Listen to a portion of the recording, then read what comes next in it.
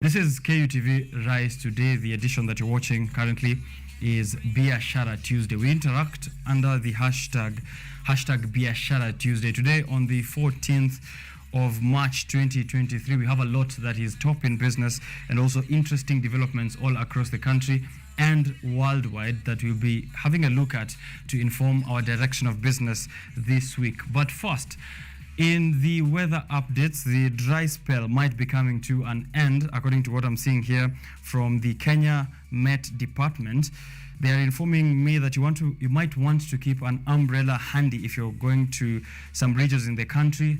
Your weather updates shows that rainfall is expected in many areas, including highlands of East and West Rift Valley, Lake Victoria Basin, South Central Rift Valley, and northwest and northeast Kenya with isolated storms. So this is a 7-day cumulative forecast that is valid from the 14th of March to the 20th of March. 7 days of cumulative rainfall forecast. So you might want to keep an umbrella handy if you are in these regions. Parts of the coast and northeast Kenya may also experience rain. Southeast lowlands will be mostly sunny and dry. High daily temperatures of below 30 degrees Celsius along the coast and along the northwest and the northeast region. So don't forget your sunscreen if you are in those other regions. Low night temperatures as well, dropping all the way below 10 degrees Celsius in parts of East Rift Valley. And so cozy up in your blankets for that. Stay safe and share your experiences with us. We'll be able to know and stay informed about the weather, especially during this expected and long has been expected rainy season. Make sure you're weather ready and climate smart by visiting the Kenya Met Department to keep yourself updated throughout the week. Top in business, of course, we cannot ignore the Nairobi Securities Exchange, and foreign investors are holding that stock exchange by the other name that it's known by, which is the BOUS. So foreign investors currently, especially from the American market, are now pulling back from investment in the Nairobi Securities Exchange after the United States Federal Reserve announced a plan to hike the rates or the interest rates, which has seen most of them, of course, drop. And the stock crashed to, or it shed around $135 billion. 135 billion Kenyan shillings after the US Fed did signal this increase in the rate of hikes of interest, or the hike in the interest rates. This prompted foreign investors to sell off their blue chip stocks, that is mostly in Safaricom, EABL, and other banks, which are mostly the top 10 in terms of market capitalization over at NSE. And this, remember, comes through even as the Kenyan shillings continue. The Kenyan shilling continues to suffer against the greenback. So the exchange rate is currently way above 135 Kenyan shillings to one greenback. I'll be looking at how that has developed and changed as of this morning. But the other thing that is bringing jitters within the foreign investors, of course, is that planned march by leader of the opposition, Raila Amolo Odinga, who's now taking his movement to all the way to the State House by a march which is planned on the 20th of March this year. Raila is planning that march to State House to, of course, raise his concerns or the general concerns of the nation in matters of the cost of living. Foreign investors feel like this might be disrupting business flow in the country, and they are pulling back at the moment. 98% of the loss this is witnessed in the past 1 week has been hitting EABL, Equity, KCB, Safaricom, and EABL. We are going to see how you can take advantage of that, of course, as a local investor. As foreign investors are pulling back from the market, you should be taking this time to also throw in your investment and see if you can reap benefits when everything else bounces back into plan. I was reading a quote here in the morning to see or a quote that puts into perspective the situation that we are in the country. And this is from Frederick Ogola, who's written a very excellent piece in the Business Daily that I'll be highlighting later on. Just to take up that quote, he says, by voting in hustler economics, Kenyans produced a nation of hustlers in which people believe in miracles. By voting in hustlernomics, Kenyans produced a nation of hustlers which people believe in miracles. 6 months in of the Kenya Kwanza government, how has it been performing, and how have the promises made to Kenyans during the campaign period, have they been delivered or not, and how have they been handled by this Kenya Kwanza government led by President William Ruto? Water and sewage costs are expected to face an increase in prices as the World Bank now puts in new reforms aimed at helping debt-ridden service providers raise around 166 billion for expansion and upgrade of the aging network. So you might be seeing an increase in the bill that you've been paying for in terms of your water or sewage costs, which are set to rise under this new World Bank-backed reform. The World Bank, in a new report now, has disclosed that the government has identified a package of reforms that will help to mobilize part of that additional financing, and this is required to meet the country's target for water and sanitation. So tough times are expected to last into the next few days. However, a little bit of relief in terms of fuel prices and an expected hike as the government has now struck a deal with Saudi Arabia's Aramco to ensure that oil marketers are importing oil only in Kenyan shillings, and this is to cushion them, of course, against that hiked rate of the Kenyan shilling exchange against the US dollar. Will this be helping in putting or in taking the trajectory of price in fuel or the fuel price lower than it has been for the past few months? That is something that we are yet to see, as this deal is now getting towards its end, and we are going to wait and see how the government will be handling that importation, or how oil marketers will be handling that importation. Of course, all these developments, we'll be looking at them in the newspaper review section that is coming up later on Biashara Tuesday. A brother and a friend, Jesse Kimotho, will be here for the I think nth time. He's been here before some time back, a regular on Biashara Tuesday. He'll be giving us his perspective on the developments in business, politics, and everything in between that is going to inform the direction of the economy in the coming few days. So tune in to that and send in your questions. Grab a copy of the dailies and tell us what you think yourself, your interpretation, and we'll love to see your feedback. Of course, we do value that across all the platforms that I already did mention.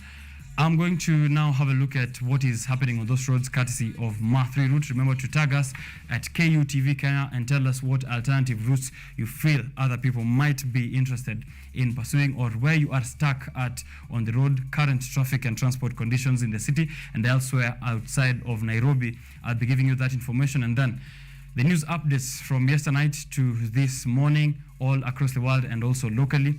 And then we get back to matters of business. Remember to tag me at Richard_Okenye. My name is Richard Okenye. I'll be your host all the way to the end. Welcome to the show.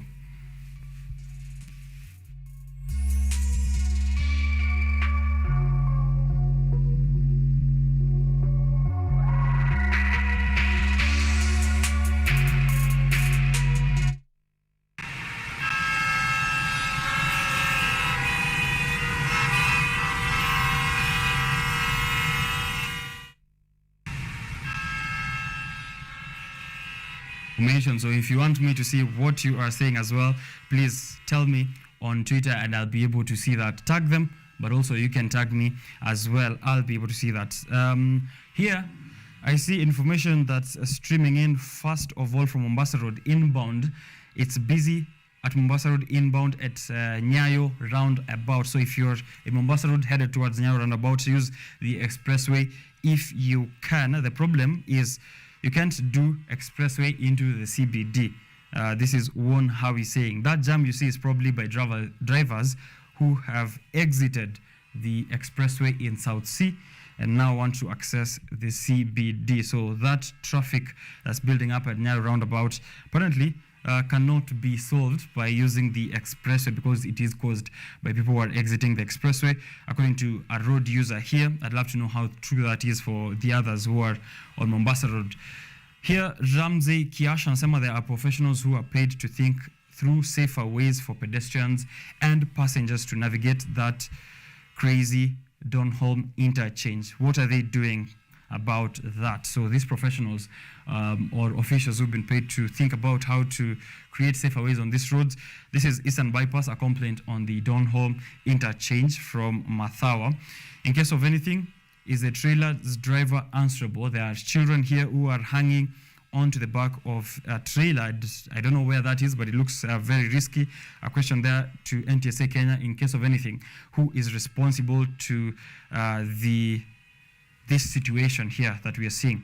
The motorist who perished in the early Sunday morning accident at Pangani Tunnel along Thika Road has been identified, and according to Starehe Sub-County Police Commander, that is Fred, and the information is put there on Matthew Route. So if you wanted to know that, please do head out and check it out. And this is the accident that was involving a Mercedes-Benz S300 driver who perished in Pangani accident early on Sunday. Residents of Kayole, Savannah, and Donholm protesting the high cost of living here. Of course, we've been seeing this from Kajiado and also other parts of the country like Migori. Here, Kayole, Savannah, and Donholm. Protest that was organized yesterday night, bringing traffic to a standstill. We are going to see how that develops this morning. I applied for renewal of Smart Driver last year, December, but I'm yet to receive an SMS for collection as directed. So NTSA Kenya, please do check on that. They are finally putting up lights along Gong Road from Lenana to Junction. This is Lemor Kinyash. Of course, a commendation to the authorities who have done that. General weather conditions in Nairobi already provided you that. You're expecting a high of 27 degrees Celsius and a low of 16 degrees Celsius, and rainfall is expected in major parts of the country for the next 7 days. Any other updates? Thika Road, I'm not seeing anything, so I think that means things are looking good, but if they aren't, please do tell me and I'll be informing the rest of the road users. So Jogoo Road, Mombasa Road, Kumeshikana Pale, and Eastern Bypass, especially on that Donholm interchange. Elsewhere outside Nairobi, tell me as we go on with the show. But first, those news updates are coming to you from Kutv Rise Today. Don't move an inch.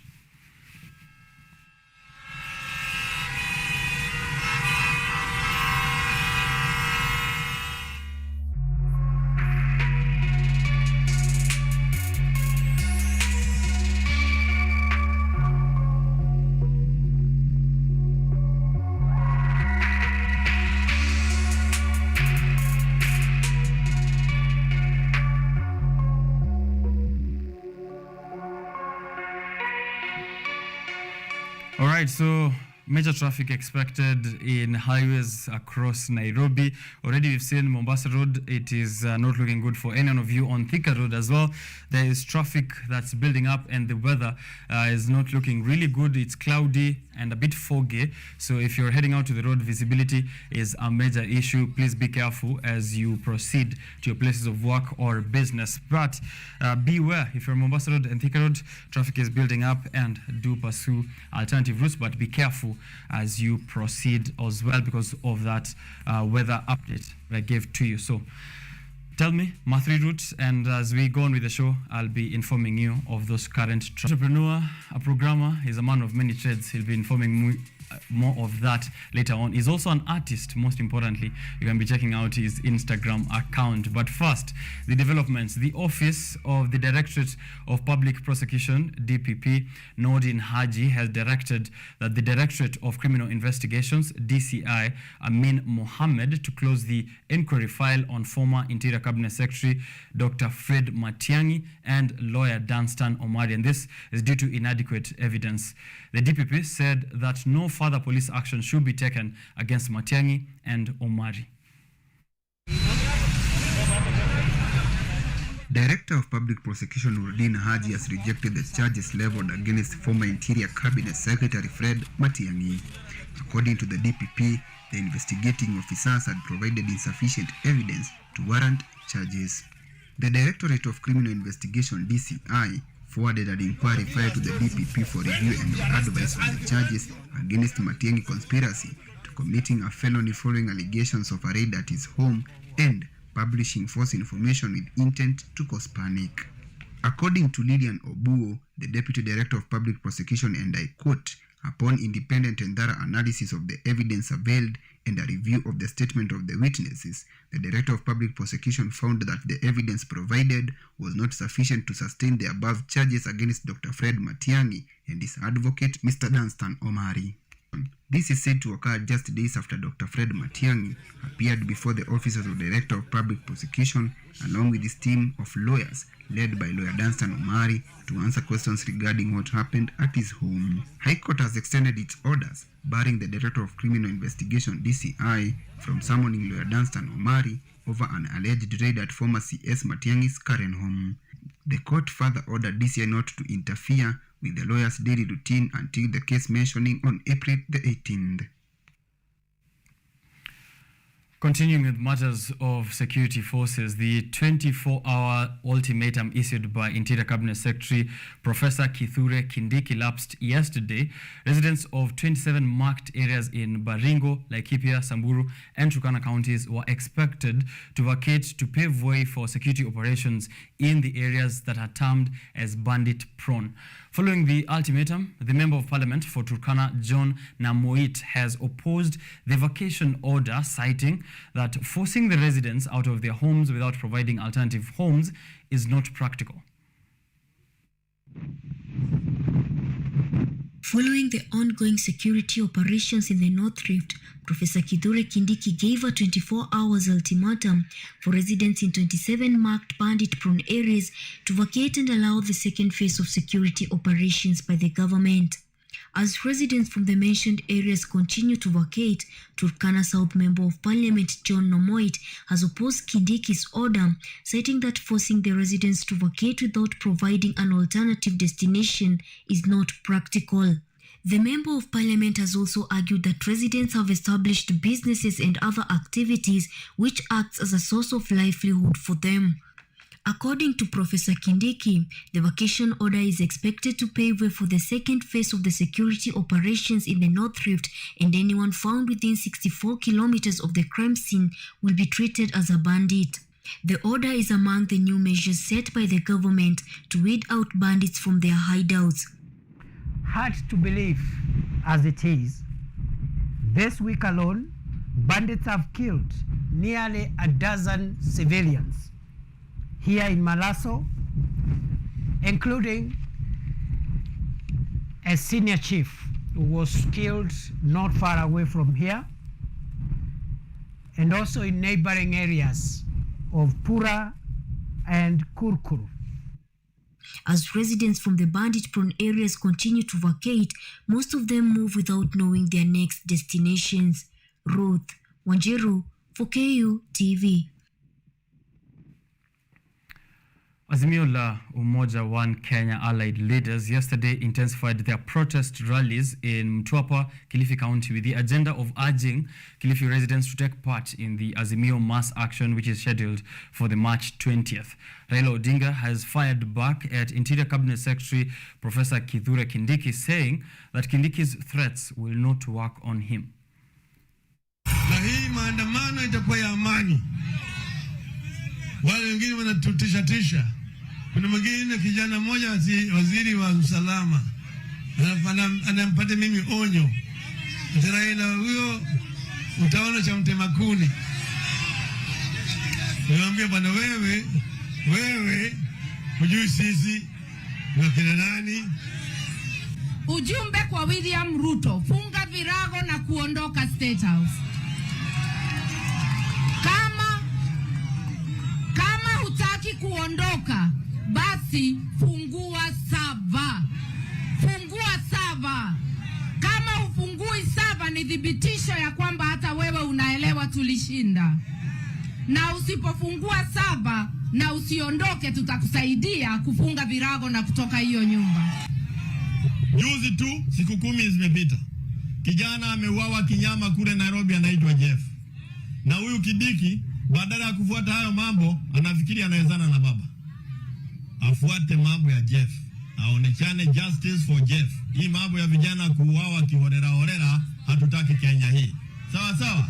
Na kuna wale waoga, hiyo siku watazima simu. Hiyo siku wengine wataambia watapigia mheshimiwa Raila simu kusema nimeuzuiliwa kwangu. Kweli rongo? Ni kweli si kweli? Maja hawezi kufanya hivyo. Kalonzo hatafanya hiyo. Oparanya hatafanya hiyo. Still with politics, elsewhere, Ford Kenya Nyanza branch has urged its members to ignore UDA Secretary General Cleophas Malala's call for political affiliates to fold up and join the ruling party. The officials who met in Kisii town claimed Malala's move was not in tune with the current reality in the country. Branch Chairman Charles Mugaka said Kenyans are grappling with insecurity in some parts of the country and will not afford to be distracted by political party matters. They advised Malala to ensure his party delivered on its mandate instead of delving into sideshows. Pia ati vyama viungane, sisi wanachama wa Ford Kenya kutoka eneo hili hatutakubaliana na mambo kama hayo. Kwa wakati huu Kenya inaendelea kupigana na jangwa la njaa, ugaidi kule Northeastern, vile watu wetu wananyang'anywa ng'ombe. Saizi sio wakati wa kuambia watu wakuje pamoja wafunje chama sao ili waweze kukua na chama moja. Right, now the Ministry of Mining, Blue Economy and Maritime Affairs has identified a total of 970 mineral occurrences across the 47 counties during the nationwide airborne geophysical survey that has been concluded yesterday. According to the Cabinet Secretary of Mining, Salim Mvurya, his ministry will undertake the ground truthing on various minerals across the counties. In April, we will have our first confirmation report for the 15 counties, and then from there we can declare others that will also be part of the process. So that is why we called this meeting, and we have agreed that we are rolling out this process from next week, so that by end of April then we have a report that we can share. Now, in the wake of the heated LGBTQ debate ongoing in the country, the Nyanza Deliverance Church of Kenya has joined the rest of the religious domain in denouncing same-sex marriage. Bishop Paul Oselu of the Deliverance Church, while sharing his sentiments, said that the church will not support LGBTQ as it goes against all the norms and practices of the Holy Book. Of God for families is to a man to marry a woman, not a woman marrying a woman or a man marrying a man. So I would say that as a church, we are not for LGBTQ. And our stand as clergy in this region, we stand opposed to what is going on. We condemn it in the highest sense, because it is not in any sense in the biblical value. God created man and a woman, and that remains up to today, and it can never be changed by the standards of men. Back to the Rift Valley, Elgeyo-Marakwet County Governor Wesley Rotich yesterday called for an audit of human resources in his county. This comes as the governor received complaints from the public on the existence of ghost workers in the county. Governor Rotich contracted the Institute of Human Resources to conduct the 5 days exercise that will see all staff presenting letters of appointment and professional certificates. Rotich has warned the staff who will not participate in the audit that their names will be expunged from the list of employees in the county. So the fact that you are not even coming for an audit means you are not even coming to office in the first place. So if your name does not appear in this audit, please don't blame us. Immediately after the audit comes out, we will expunge all the names of those people who have not participated, and then we now clean our records once and for all. In the spirit of dealing with non-qualified members, the Law Society of Kenya, LSK, in Embu County has raised alarm over the probability of having non-qualified members of staff in government offices following what they termed as verification of documents by quacks masquerading as advocates.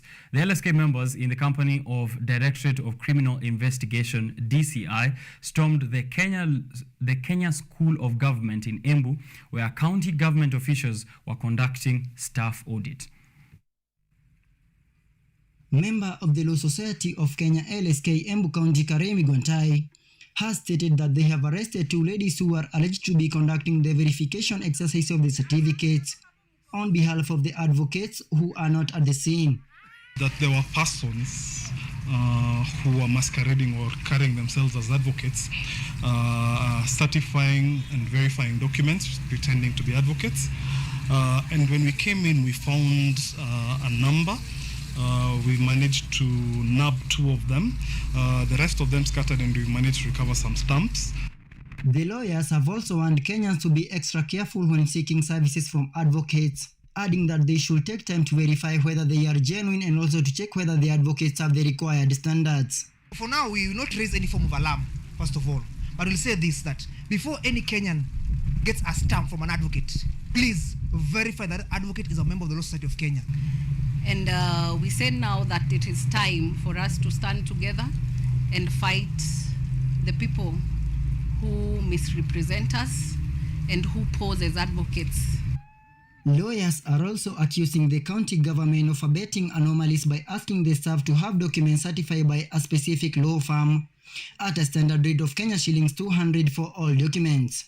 Wilson Tobiko, KU TV. It really is funny that someone who's not qualified, who does not have certification or qualification or verified certification, is the same person who's verifying falsely, that is, others in terms of giving them certification for LSK clearance. So that's quite hilarious, the circus that we are treated to in various sectors of this country. Elsewhere now, over 2,000 troubled Kaga shareholders in Maragua, Murang'a County can finally receive their title deeds after 30 years of waiting. Area Member of Parliament Mary Waithera Wamaua led the exercise of title deed issuance in Kaga, terming it as a step forward in service delivery to the people, including ensuring that police stations and chief camps are brought closer to those people. The troubled Kaga farmers in Maragua, Murang'a County were a happy lot after they were issued with title deeds after 30 years of battle. The issuance of the title deeds exercise kicked off with Maragua Member of Parliament Mary Wamaua promising the residents that she would start developments in the area. This comes barely months ago when the shareholders had locked horns with former government liquidators who had taken up their farm over debts and were demanding every shareholder to pay 303,300 Kenya shillings in their plots, failure to which they risked losing their land. Nataka kusema kazi ambao inatugoja na inagoja wakaaji wa area hii ni kubwa. The chairman of Kaga Farmers Cooperative Society, Jironyaga, thanked the government, saying they would speed up the exercise to ensure every member would have their title deed. Hii maneno ya titling itapanua na ileta services zingine ambazo walikuwa wanaendea bali. And we had a meeting that was not very peaceful. And as a government, we took the responsibility of changing the liquidators who had been appointed. The issuance of title deeds will enable the residents of access to bank loans and ensure that are secured in land ownership. Reporting for KU TV, Dorothy Musyoka. We move now from central to the coast. Kenya has been affected by the biting drought that is projected to leave 5.4 million people without water and food between this month up to June. In Kilifi, Ganze sub-county, the most affected area by drought disaster, has always relied on relief food for survival. Farmers in the area are now manufacturing cassava to help in the season, as Dorothy Musyoka now reports. For the last 7 seasons, various parts of Kilifi County have not experienced rainfall, a situation that has left residents without food. a project of cassava value addition initiated 5 years ago, entailing planting of Tajirika cassava that has been established to be drought resistant, could soon change the narrative and make the area food secure. Philip Duria, the coordinator of Mali Shambani Aggregation Center in Kilifi, says the project has been able to fight against famine as they are able to produce a variety of foods that help people get food in the drought-stricken areas. Ilikuwa ni kwamba tuweze kujikwamua toka katika ile hali ya ukosefu wa chakula katika jamii. Ganze MP Kenneth Kazungu, who was also present, said it was time the residents of Ganze embraced the cassava farming and move away from the traditional maize, which was not doing well due to the droughts. Nadhani wengi wetu sasa tumekubali kubadilisha mtazamo wetu ili tuangalie badala ya kushikilia ukuzaji wa mahindi ambayo haifanyi vizuri hapa. Kilifi County Executive Committee member for Agriculture, Livestock and Blue Economy has assured that the county government will buy cassava seedlings for Kilifi farmers so as to enable them increase the acreage. Reporting for KUTV, Dorothy Musyoka.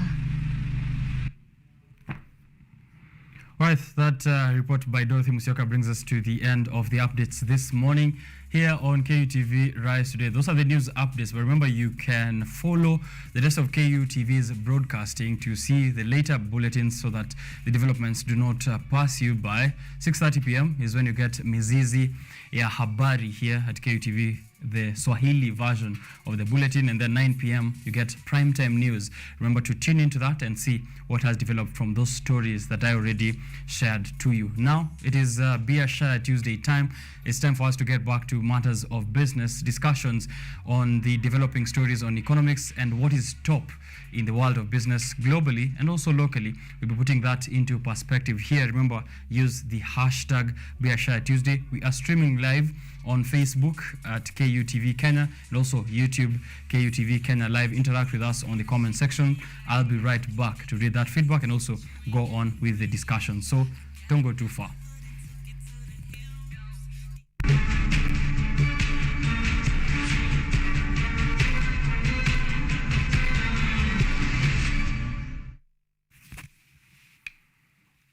All right, the newspapers are here with me already, and I'll be having this discussion with Jesse Kimotho, who is a regular of this show, a political scientist by training, but also a designer and an artist by choice. So he'll be giving us his perspective on what I see here all across the dailies. The Daily Nation, the Standard, and the Business Daily is what I always have here this morning. So get any other and tell me what the headlines are looking like. But maybe to briefly read the headlines all across, the Daily Nation says the deal that saved Matiang'i. 4 days after a meeting between 3 MPs and President William Ruto, this brokered a ceasefire.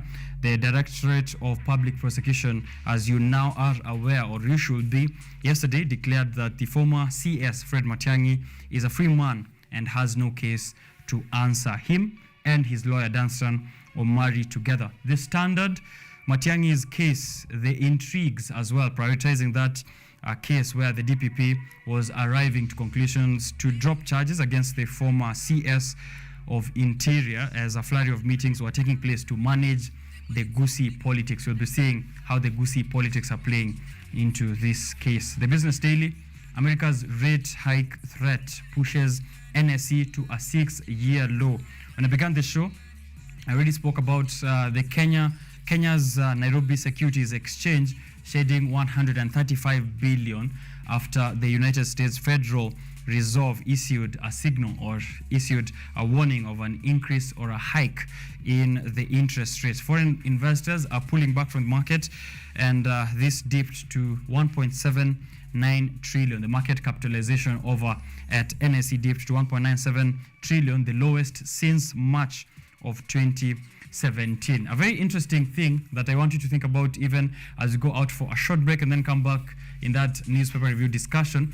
At the back of the Daily Nation, Kenya Power is now planning to conceal the price breakdown in your power bill. So as you know, or if you can check your messages, the last time you did a purchase from Kenya Power for your tokens, normally you receive a breakdown of your power bill, and this shows you where the money has been spent on. So is it VAT, fuel cost, forex charge, and other of those charges which are put there on the SMS breakdown. But now Kenya Power is planning to hide this, and consumers will now have to dial a short code to receive the details of their bills. Prepaid electricity meter boxes require that you purchase this through M-Pesa, a pay bill number, and then receive the electricity token through SMS, and at the same time receive a breakdown of what that money has been used on.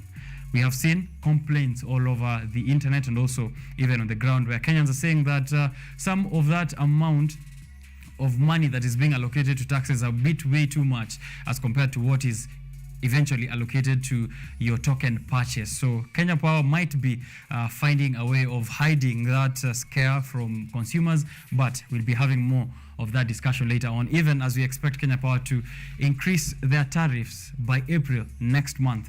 How's that going to fare on with the cost of living and the rest of the political stories that are going to influence business? Don't go too far. That discussion is coming to you only on Biashara Tuesday.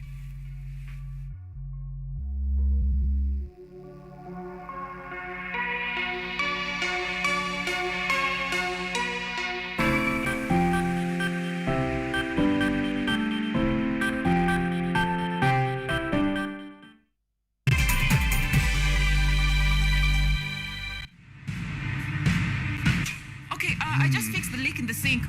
What? I can't be with you after what happened. Hello, darling. It's been a while since you graced my humble dwelling with your presence. You think you're better than me, Sahara? Well, it tastes twice as nice. When pleasure has a price.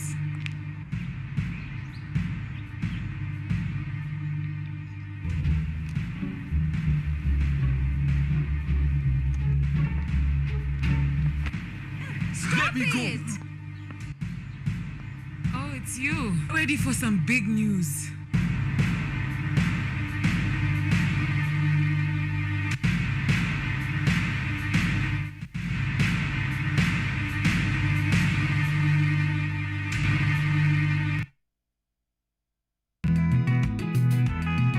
Kurunzi ya kilimo huimarisha afya na uchumi endelevu katika jamii. Ni msingi mkubwa wa kipindi Boresha Kilimo. Kipindi hiki kinajikita katika teknolojia ya kisasa, utafiti na ushirikishaji wa wadau wa kilimo kuonyesha shughuli mbalimbali shambani. Kwa suluhu ya utoshelevu wa chakula, tazama Boresha Kilimo.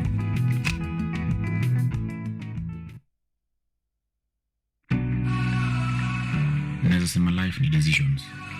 Whether uko na do ama uko msoto. Life sana sana uko determined na decisions mtu make daily. But of course kuna vitu hatungejichagulia. Reason being tulikuwa watoi. Then tunakuwa exposed kwa predators. Anything ikikuwa attack inabidi umefight one man. Hata kama wewe ni hardcore unakuwa an easy target. Na damage inakuwa more. Then baadaye life inakufanyia ile kitu juu ya decision ile kutake only a split second to make.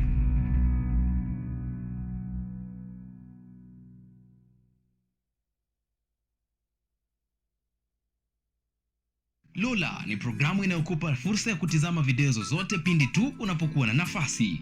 Hadithi za kukupa motisha, drama, maisha ya vyuo vikuu, teknolojia, masuala ya jamii, kuzuru maeneo tofauti, spoti, burudani na zaidi. Pata programu ya Lola sasa kwenye rununu yako kwa yote unayohitaji. Stajabu Digital is a company that deals in interactive technologies. Our interest is creating applications, interactive applications that use gaming technology within them, so that if it's learning applications, we want to incorporate gaming into them. If it's applications maybe for training or visualization or simulation, we add a gaming aspect to them.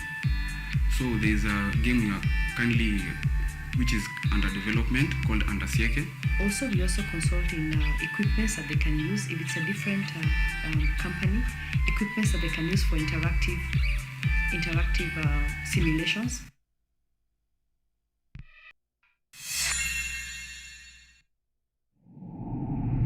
This is your first time? Yeah, I'm kind of scared, but I can do this. Yeah. Mess with me. Yeah, let's do this, man.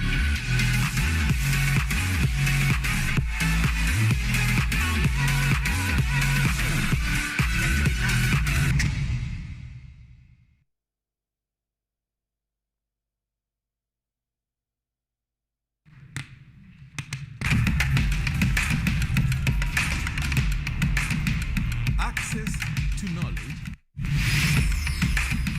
solution to unanswered questions.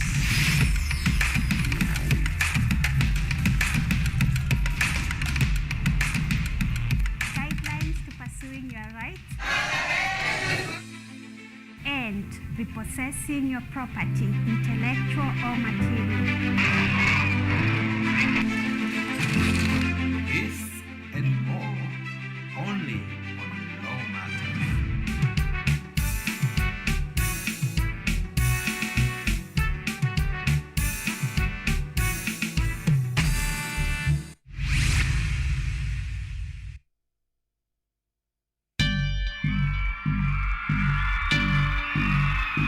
I'm a freshman in Kenyatta University. This is all what I've heard about campus. Campus is full of freedom. Ni cumulative. Mchezo hiyo ili poka gani kwani?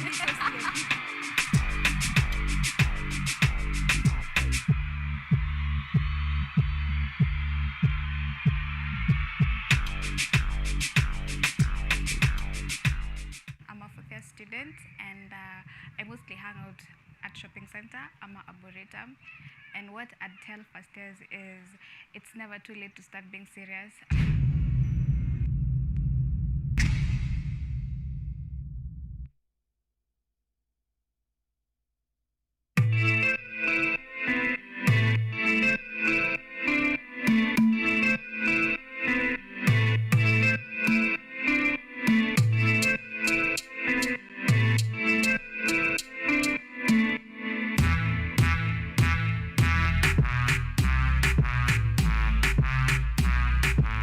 Karibuni sana to the Church O'Clock Show. I'm your host, Esther Becky. And my name is DJ Terrell. We start you off with a word of prayer and get you started with a live transformational worship experience. And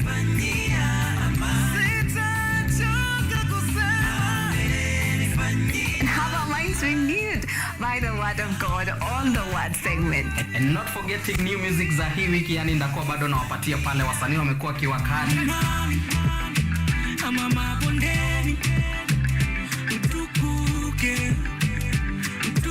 So make sure manzo umetune in because zitakuwa zina flow pia pale mixes kwa wingi, yani zitakuwa zina come through, and pia performance yani from our gospel artist hapa on Gospel Art from 7 to 10 a.m. only on KUTV.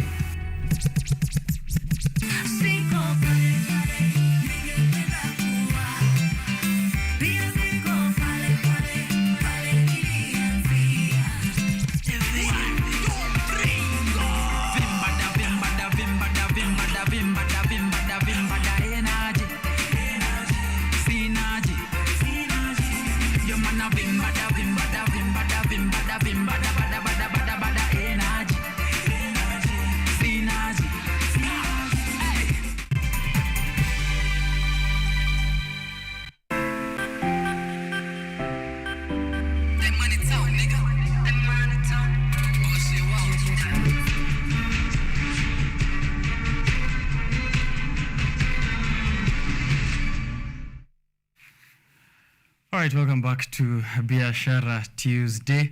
Thank you for keeping it here, and I am glad that you're also interacting with us on all the social platforms. If you're joining us for the first time, my name is Richard OKENYE.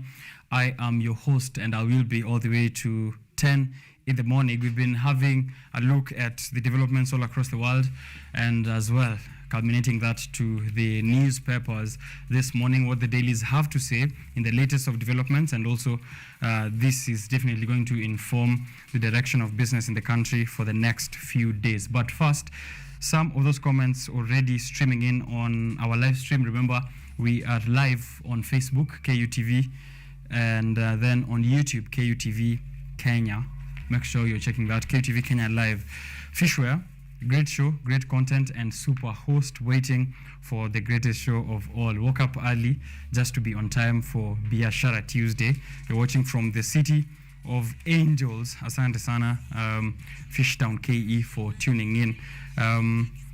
Others can also tag us on Twitter, and we'll be seeing that feedback. Remember, the SMS/WhatsApp numbers also are open, so send in your feedback there, and we will be looking at it. Interact with us on the headlines, our thoughts, critique us, add, subtract, anything that you can do. Your feedback is highly valued.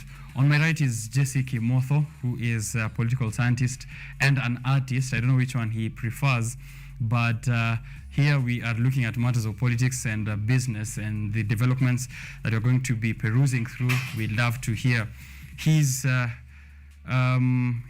expertise and also his insights, especially from the angle of a political scientist and less of an artist. Yeah, so hopefully by the end of this we are really well informed. Welcome, Jesse, to the show another time. Thank you, Richard. How have you been? I've been well. Yeah, I came up Thika Road. It was really bad. Yeah, it was really bad. So the traffic or the weather? The weather, it was, I think maybe because it was morning, but it's also been a bit cold. Yeah. So, but what was really bad were 3 lanes of traffic all the way from Pangani, Githurai. So it was like a long snake. Yeah. So if you're heading out to Thika Road, that's the latest information that you can get, and then we'll also be looking at Mathri route as well for that. The headlines just here. The Daily Nation is prioritizing that story on Matiang'i, the deal that saved Matiang'i. The Standards also said, let's copy, I don't know who copied the other one, and then change the information slightly. Matiang'i's case, the intrigues, as the DPP now has concluded that those charges need to be dropped against former CS Matiang'i. This story is there in page 4, and the Business Daily is talking about the Nairobi Securities Exchange, where foreign investors are now pulling back to go and invest in other markets, as a couple of fears are there, and this includes the US Federal Reserve's statement on the hiking of interest rates, and also locally the expected protest march by Raila Amolo Odinga to the State House on March 20th. Looking at all of this, I don't know which one you want us to begin with, the Standard or the Daily Nation, or even the Business Daily, whichever is tickling your fancy this morning. Yeah, so we have 3 headlines here. 2 of them are, the Standard and the Nation. I think they have very similar things to say about Matiang'i. I like the Business Daily though. Right. But specifically because we are on Biashara Tuesday. Yeah, of course. Yeah, so looking at the economy, business, I think this has a more relevant title, and you can see it says America's rate hike threat pushes the NSE to a 6-year low. Right. Yeah. So what does this tell you of the? Are we overly? Was the first thing that I thought about when I saw this story, and when I see fears at NSE because of foreign investors behaving in one way or another. Do we continue over relying on foreign investors? Can we shift to Kenyans investing in NSE, and market shifts always dependent on how we Kenyans are behaving? Yeah. I remember you said something interesting in last week's Biashara Tuesday. Right. You can't get into a bucket and then lift yourself from the bucket, and especially in a capitalistic state, it can be very hard for us internally to succeed on it. And dollars are a good thing. Having a lot of dollars, especially because this being the world's most stable currency. A lot of currencies are pegged. In fact, even countries, for example, when they're conducting international trade with each other, you might find two countries, not necessarily even the US, but they conduct the deal in dollars. Again, just because of the stability, and often you can then use your dollar reserves, especially for Kenya. We are actually using our dollar reserves to cushion ourselves from like the rising cost of the economy. Right. And so what's currently happening is there's something called the federal interest rate, and what that is the overnightly charge that banks or other institutions get when you're getting dollars from the Federal Reserve. All right. So we're seeing this in the US, and why are investors scared about that? Why wouldn't doesn't this affect them if they invest elsewhere, or how is that going to work for them and NSE? Yeah, so it's all of these things are somewhat tied. Especially because in the US, as you can see on page 3 of the Business Daily, it says HSBC rescue Silicon Valley Bank. And, this Silicon Valley Bank has been the talk of, I think, in terms of the global financial markets and even, business in the US, the major topic, because it's the second largest kind of bank in the US. They have over $135 billion. Right, and they've invested in so many businesses and startups which are also based in the Silicon Valley. Yeah, so when they went into receivership, like a bank that went into receivership in Kenya, if you see also things like Stima Sacco, also being put on the media, on Twitter, people saying, oh, we can't access our money. Chase Bank, when that happened also, we saw a dip in the economy. So, people thought in the US that, because of this, and trying to prevent what we call a bank run, when people can't access their money, do you want at that moment then to go to the bank, get all of it, or you want to protect your investment, especially from a failing bank? People thought that, the government would, take these things into consideration, because what happens when, even for the US citizens, when the interest rate is increased, then there's an increase in terms of price in terms of goods, in terms of even the credit services that you are offered. The interest rate goes up all across the board. Right. It's a big convoluted mess, but these are the important things you need to remember. Okay. Is that what this does is, the reason why they do this is to prevent inflation within their own economy. Right. You can't have too much money out there in the hands of people. The economy won't it will affect the growth. So it's mandate. The federal, the Fed, as it's known in the US, the mandate is to control the growth of the economy, and it must do it in a positive way. And sadly, that mandate does not include kind of catering for the international economies and the markets out there. Yeah, sure. That makes sense. Of course, prioritizing their home economy, and we've seen here that this has now plunged the NSE to a 6-year low after that signal by the Feds to hike interest rates. And now most of these investors have sold off their stocks in blue chip companies like Safaricom, EABL, and banks like Equity, KCB, which account for 98% of market capitalization. I remember last week I did give a breakdown of the top 10 companies in NSE in terms of market capitalization. Jesse, maybe I can ask you a question. I did bring up last week when I was having this discussion with Vincent Odundo, who told me sometimes don't buy the dip because it could get deeper. Should we, now that the foreign investors are pulling back from the market? And of course, we have mentioned the politics in the US in terms of the US Fed and hiking interest rate, but also locally, we expect that on 20th, Raila Amolo Odinga is relentless that they are going to conduct a march all the way to State House. And some of the reports coming out of NSE is that investors are also worried. They have political jitters, and they are trying to safeguard their money. Should we buy the dip, and then once Raila Odinga and the US Fed is done with its business, we'll be rich again? Yeah, well, I think what we're currently seeing in terms of the politics that are ongoing in the country, there are a few steps that I think that they must go through before we can now start, raising a red flag in terms of our economy is in affected. And a good example is just even seeing at how the US is responding to Silicon Valley bank crashing. The Fed is going on. People expected them, remember, to lower because of this, and they were like, no, our economy is stable. We are still on the right track. So I think even for us, I think they say let him cook. We need to wait for let it to Raila go. cook. And I think Kenya has shown a lot of maturity, even with how it has dealt with its most pivotal political moments. So from even the annulment of the elections, and we've been through a lot as a country. So I think it is not yet there.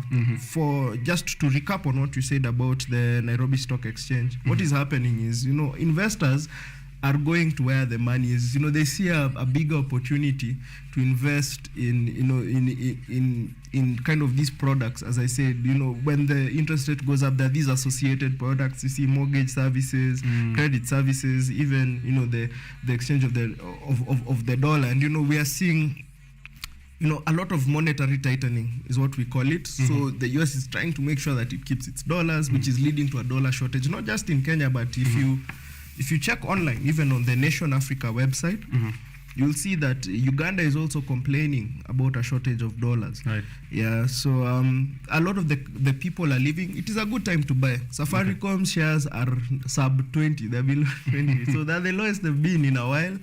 And as a Kenyan, you've used these products, you use these services, we have very reliable companies that we know cannot fail. So I think it's a good time to buy stuff. Okay. Yeah. And I think, though, that there are some declarations, as you've mentioned there, also it's good that we apply a speed governor on how we spread the jitters there.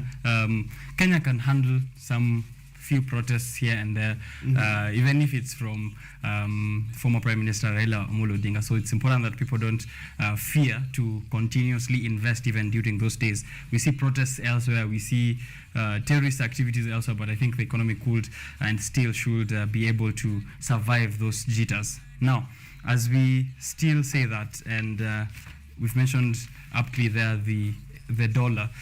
Here on page 5 of the Business Daily, oil marketers are going to pay for fuel imports in a new government-to-government deal, and which is going to allow them to pay for or to import oil in Kenyan shillings. And this is going to ease their pressure as the shilling continues to hit a record low every week. Energy and Petroleum Cabinet Secretary Davis Chitri said on Monday that the government signed a deal with Saudi Aramco to supply Kenya with diesel and super for the next 6 months, while Abu Dhabi National Oil Company will deliver 3 cargoes of super petrol every month. So it seems that at least on the side of fuel and fuel products, we are not going to see a hike.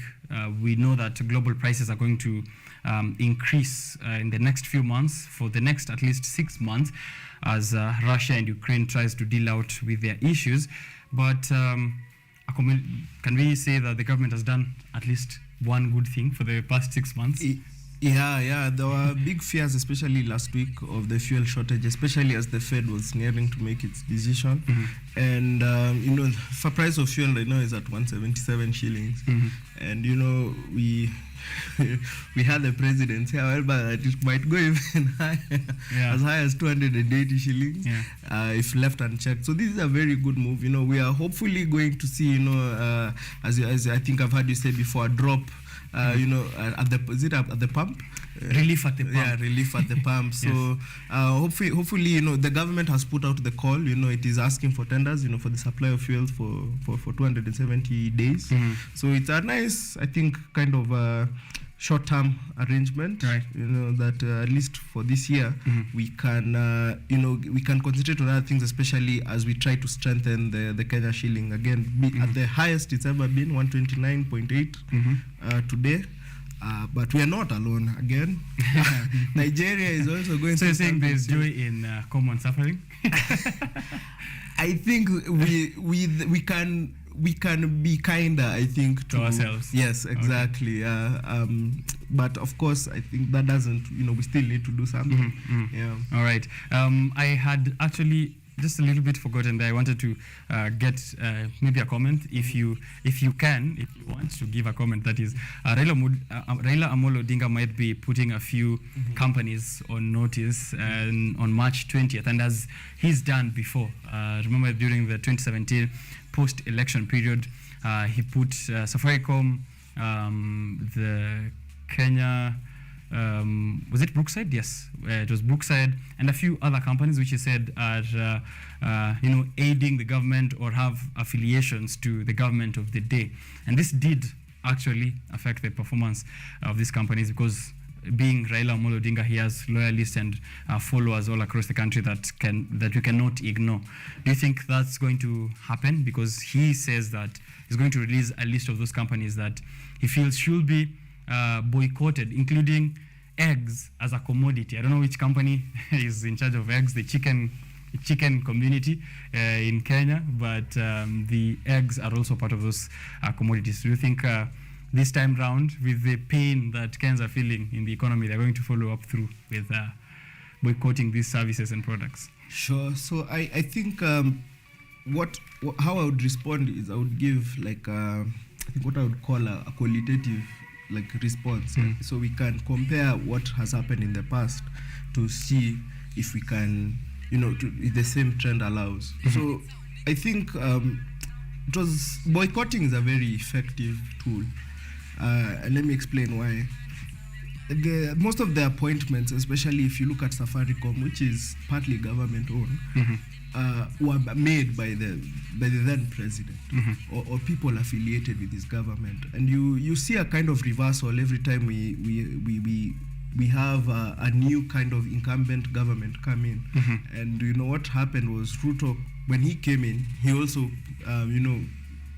replaced or put in especially his own appointees. I think I would choose to call them people he thought were fit to do the job. So I think it might be an issue of affiliation with the former so if you know that there's an affiliation, if you know that the person on the high table is the one who chose person X, person Y, person Z, and you think that they can maybe influence said company through that, then boycotting can be a very effective tool, because you then deny them, you take power by denying them profit or by denying them business. So yes, if these concerns are legitimate, it is a very good tool. And he did enjoy quite a lot of support when he asked people to boycott Safaricom. I know personally of very many people who switched sides, and Airtel did enjoy a bit of more increased users then.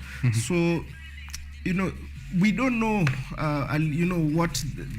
whether he still enjoys this support, but we have seen that he has new generals in his ranks. We have seen the likes of Wajakoya actively rallying behind him. We saw that even when he had his meeting to kind of unveil this action, when he had won the brown khaki, we saw the likes of Cleophas Malala Simbarati. People actually showed up from the ODM camp, and even as the Nation and the Standard discussed these headlines of Gusii politics, we are maybe seeing a kind of political warfare happening on that front, kind of rallying support. Mudi Awori and Musalia Mudavadi trying to rally support, just even among the political elite, before we kind of move this battle down to the grassroots level. So I think it is a very noble effort, because number one, again, we are seeing we are seeing him use kind of very democratic, I would say, very... And while on that point of democratic approaches by Raila Amolo Odinga, this you said it could work, yeah, boycotting a couple of services and products, seeing that this maybe have affiliations to either the government partly owned, or appointees there by the government of the day. This kind of social, if I can call it social economic justice, yeah, by boycotting several products. Is it is it a feasible strategy by someone to, get the government to listen to the pain of the people? So I'll give you a good example, and I'll use like scientific research, like an actual political science paper. So there's a professor called William Shaw, and he wrote this in the Journal of Applied Philosophy. So he wrote an article called Boycotting South Africa. So he goes into detail about how boycotting was a really effective tool to stop, or rather to kind of reverse apartheid, or kind of what was happening in South Africa. And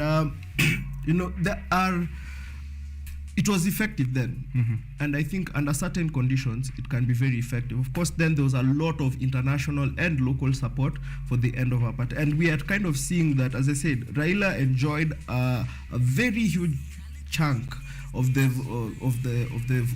vote in the last election. So we already know that he at least has the support of 40% of the voter base, if we are to go by the last election. And that is why it's important for these political cleavages to be made now, so that you can try and influence voters, especially, for example, if you're looking at the tribal cleavages, or this kind of location-based cleavages, the Southern Nyanza, we've had so I think it is the support that they're trying to chip away at. Also, I think considering the fact that, as you said there, almost half the voters did vote for Raila Amolo Odinga. There was a huge population, I think the same 7 million plus who did not turn out to vote. There's another chunk of Kenyans who did not register to vote. And for those who voted in the Kenya Kwanza government, there is a very substantial population of those people who currently feel the pain that is the rising cost of living. So I think, yeah, true, he cannot be ignored easily, and whatever terms or whatever conditions he provides to his followers, we're expecting that the ripple effect will be felt across the economy. There, also, I think also still mentioning Safaricom, even as it suffers with foreign investors pulling back from NSE and political jitters, and Raila Odinga likely placing them under that ban. You said in 2017, Airtel, we did see people switch from Safaricom to Airtel.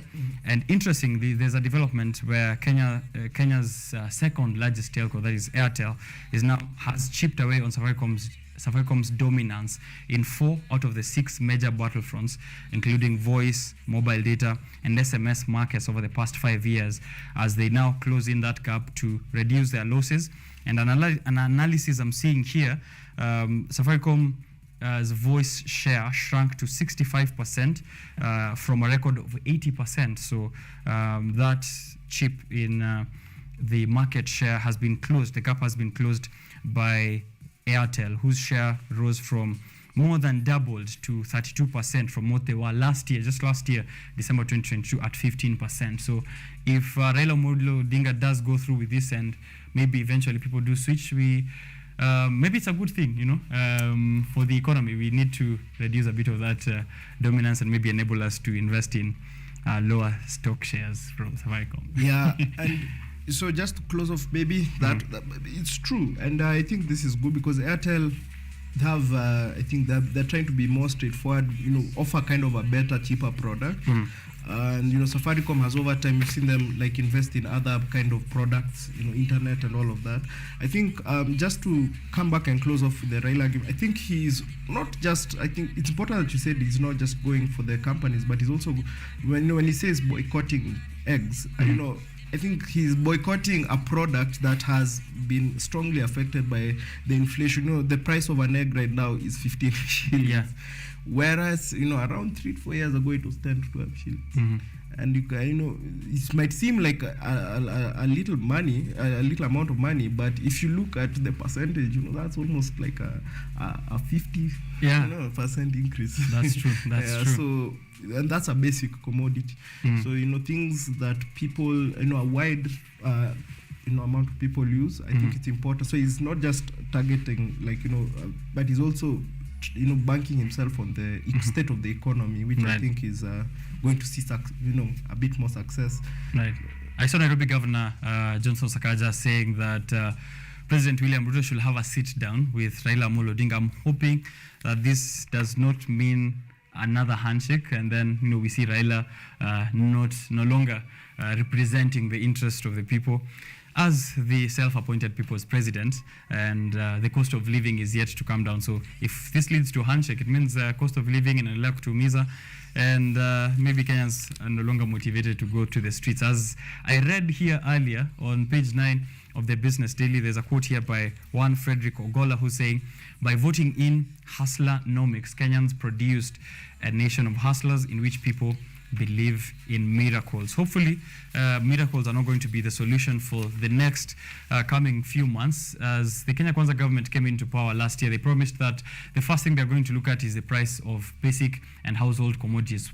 The top of them was unga, and now we are not seeing any reduction in prices of unga across the country for the past 6 months that they've been in power. So hopefully it's not all prayers and hope, but there is real work going on behind that whole team of Kenya Kwanza, where the presidential advisor on economics, David Ndii, should have already come up with solutions. Now, you said Airtel is transparent. One person who isn't is Kenya Power. They're about to conceal the breakdown of power bills. I know you've seen your power bill before.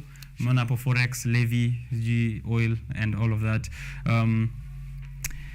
And there was an argument, of course, that we need to scrap the subsidies that have been placed on electricity tariffs, and hopefully this might be happening by April, according to Kenya Power's submission to the EPRA to review those prices. But for now, consumers will now have to dial a short code to receive the details of their bill. I don't think there's much to speak about there, but maybe a good move to reduce alarm across the country. I think it's also important to caution Kenyans against a lot of information surge or any fears that the economy is going downhill. Sure. So I think that the key point to note, even when we, I think one term that we've had a lot this week is selective outrage, is it's optional. You can still see the breakdown. I feel very weirdly about the Kenya, the power topic, because on one hand, Kenya Power is in debt and it needs money. And these, especially when we see the removal of tariffs. We saw a removal of tariff on fuel. Now it's at 177, used to be at 126. If I worry about what will happen when I think right now 100 bob gets you 4 units. Yeah.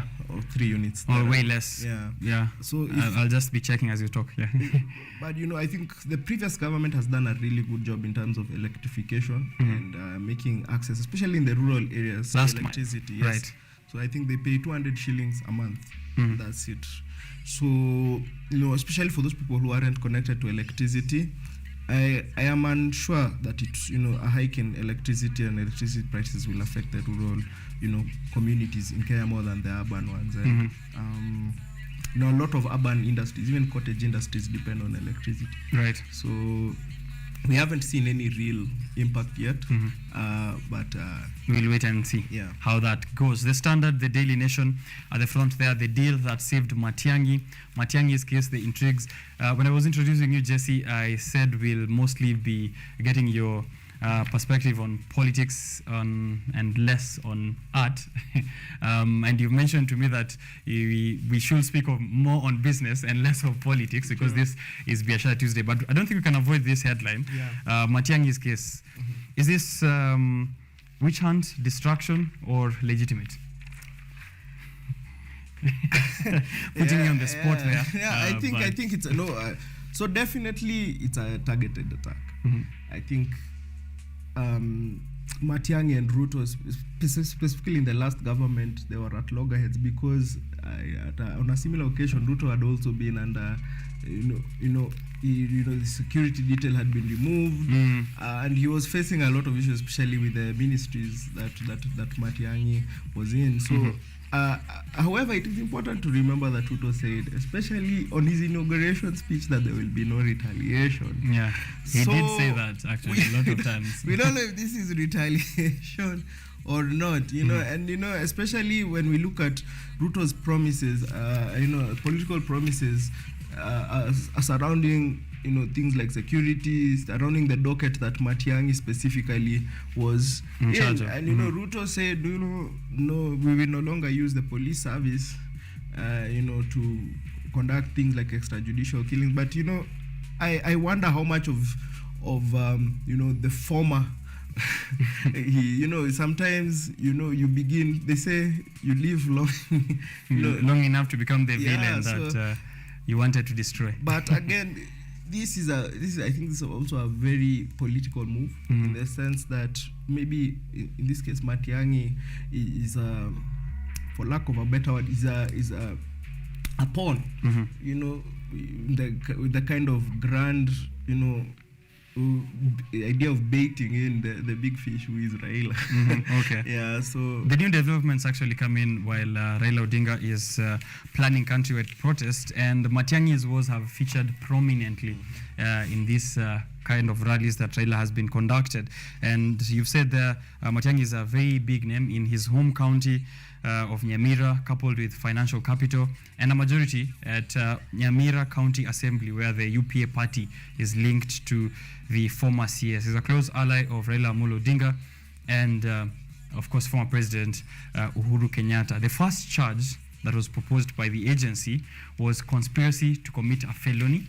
This is contrary to Section 393 of the Penal Code, and the second charge was publication of false information, contrary to Section 23 of the Cyber and Misuse and Cybercrime Act. So the DPP has found that no evidence shows that the CS directly published this false information, that his house was under attack or he was expecting an arrest at his premises. So a review of the CCTV footage has been done on the night of 8th February and 9th, and the video clip submitted did not disclose Matiang'i publishing the said false information broadcast on live mainstream or social media platforms. So that case is done and closed, and that's it. Apparently there was a flurry of meetings which took place just before the case was dropped, and this involved CS Machogu, the CS of Education, and other MPs from the Gusii region who are close to the president. So maybe some internal political warfare happening there between President William Ruto and former President Uhuru Kenyatta. We might never know, right? Moving forward, there is an interesting story to you here, Jesse, by the Pope. Anything you want us to know? Yeah, so I think with the ongoing, conversation on religion and matters of sexuality. Yeah, I think it's very interesting to note that in page 3, Pope Francis, the Catholic Church, has said, he might just drop another, banger and say priests don't have to be celibate anymore; they can get married. So I don't know, maybe priests, this is a welcome.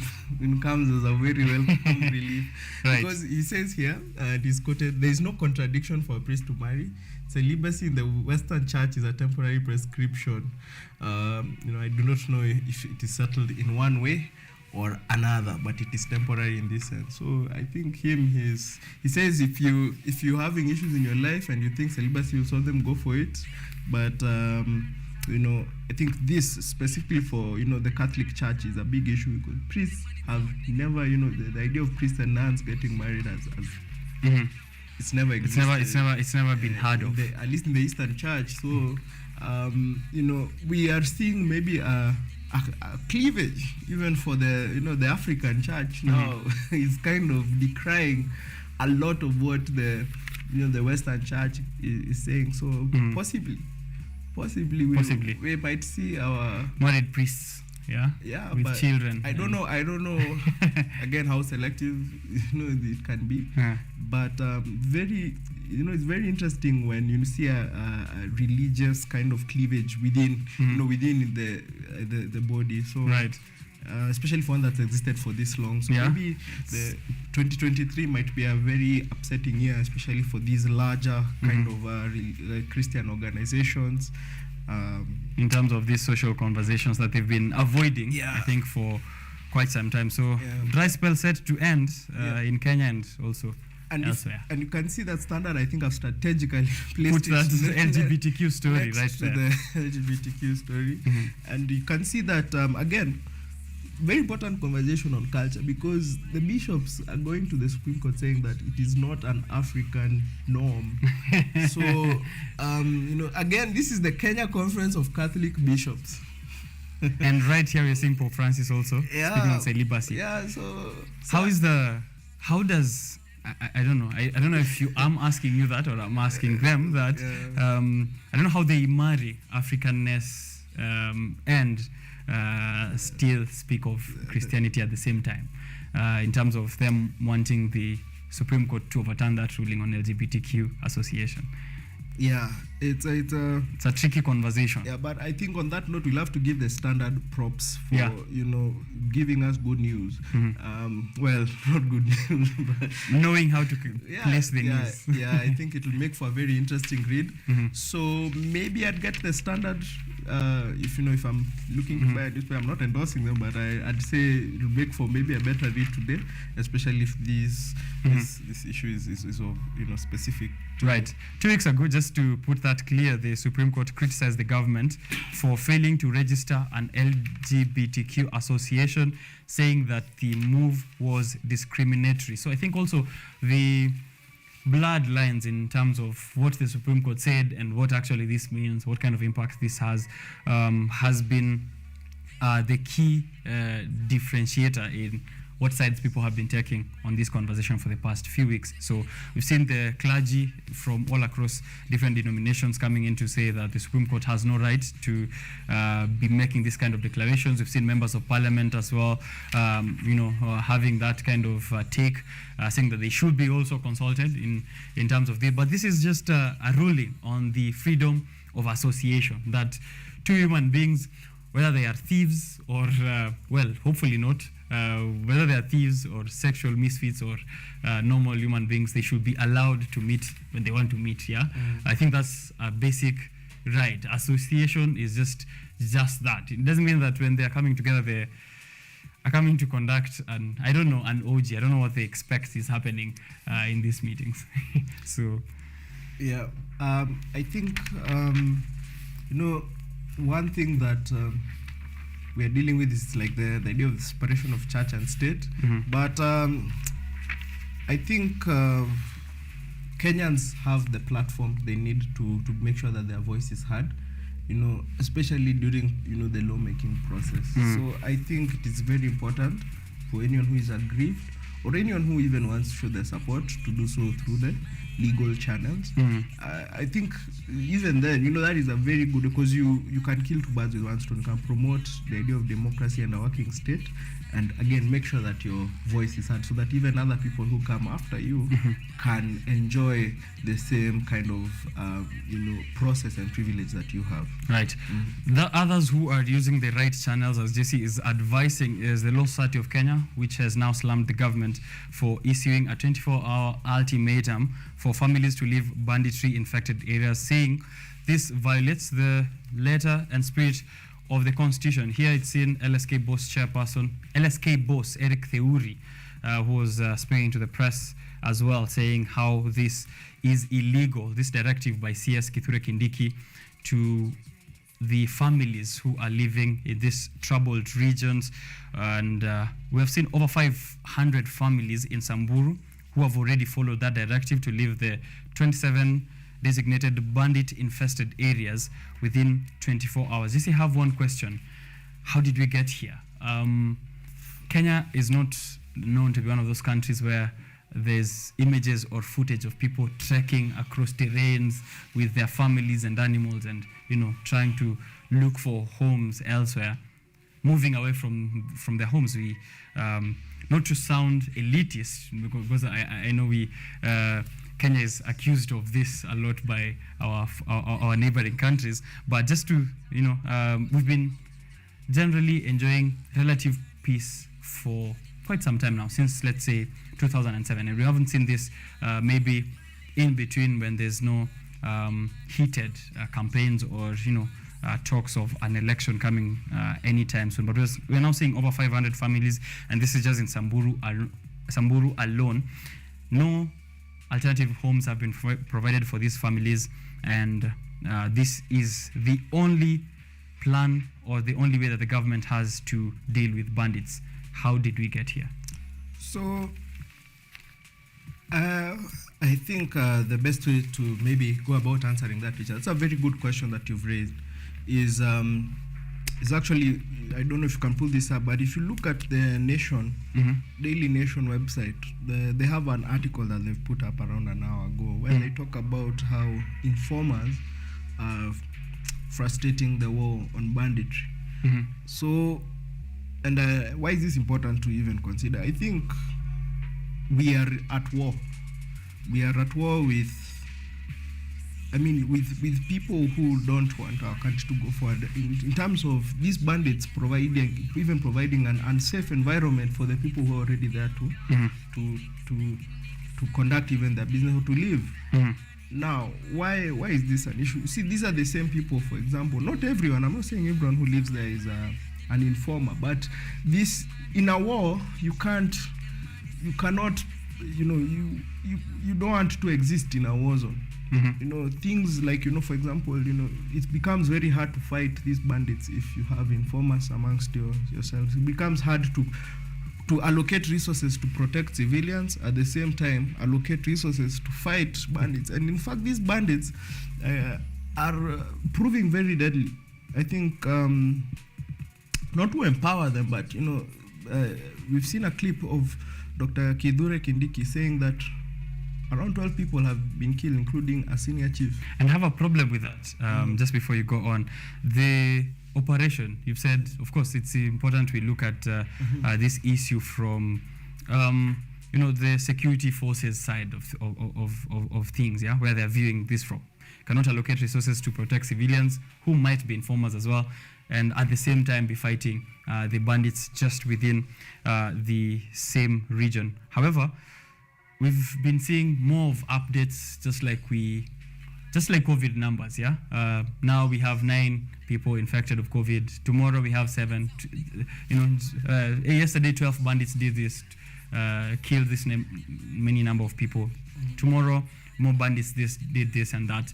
I haven't seen much more of what the security personnel has been doing since I remember some time back the president and CS Kindiki saying that he was going to camp there until this issue is resolved, that he was not coming back to Nairobi until this issue of banditry in this region is done. But I haven't seen much more of updates from their side of things.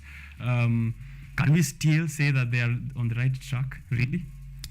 I think it is up to the government then to determine how to cater for these people. I think, and I would want to believe that they are compassionate enough and that they are aware enough. We have, the standard reports 500 families. So these are, almost possibly between 500 to 1,000 people who are moving from around 27, and the standard terms it as bandit infested areas. So these are, it's a large scale operation, and I think there's really, if you look at even other global wars, for example, in areas like Ukraine, and you see, for example, when an air-to-ground missile hits like a civilian city, it is very devastating. It can be very devastating. For example, I think it's important that we realize that there are horrors of war, and you would rather be alive than dead, right? At any given time, I would want to believe. So I think, what can the government do? I think they can make sure these people are duly compensated.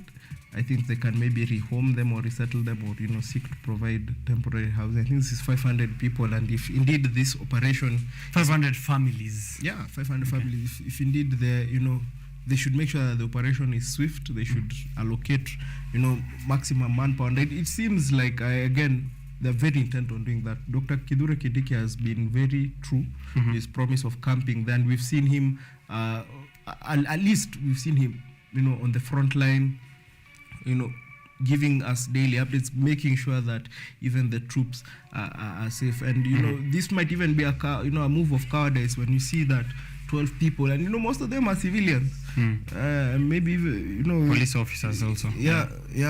But you know, we need to clear the place so that we can properly engage these guys. All right.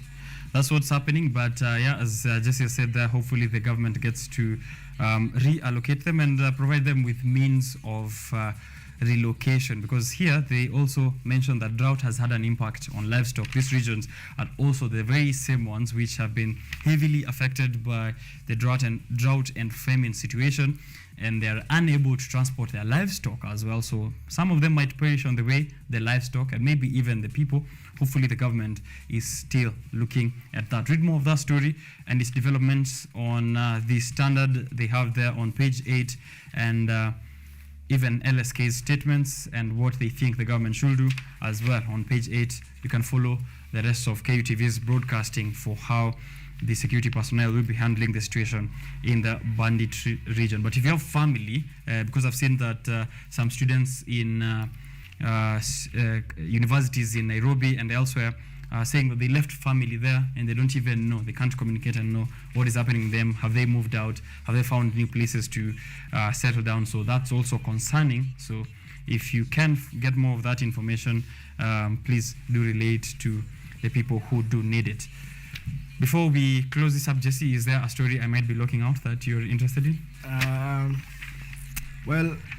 As you do that, the Taifa Leo has a headline. I'm going to read it here. Ruto amsamehe Matiang'i. That's what they have there at the top. Utawala wa Ruto ulioahidi kuepuka kisasi dhidi ya mahasimu katika siku za hivi majuzi umekuwa ukiashiria dalili za kumfungulia aliyekuwa waziri wa usalama msururu wa kesi, lakini ghafla ukapiga abautani baada ya mashauriano na viongozi mbalimbali. Je, kunani apeleka uasi pwani? Raila Amolo Odinga, kinara wa Azimio la Umoja, there at the coast in Kilifi, akiandamana na speaker wa Kilifi, kiwasihi the locals there to turn up on March 20th on that march to the State House.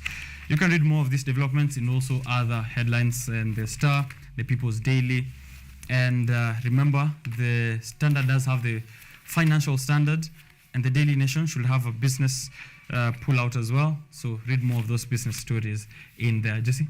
Yeah, sure. Daily Nation has a section on climate change. Standard has a good pull-out section on how well foreign companies are doing. I think it's also good if you can or you have access to the internet.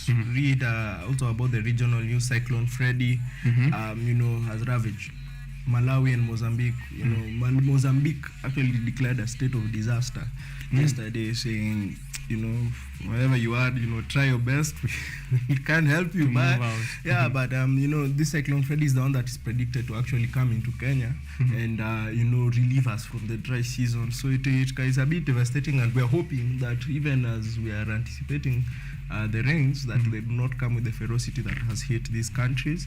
Tanzania's most popular newspaper, The Citizen, is also saying that they've done a tally of the investment products and they think that they are up more than 100%.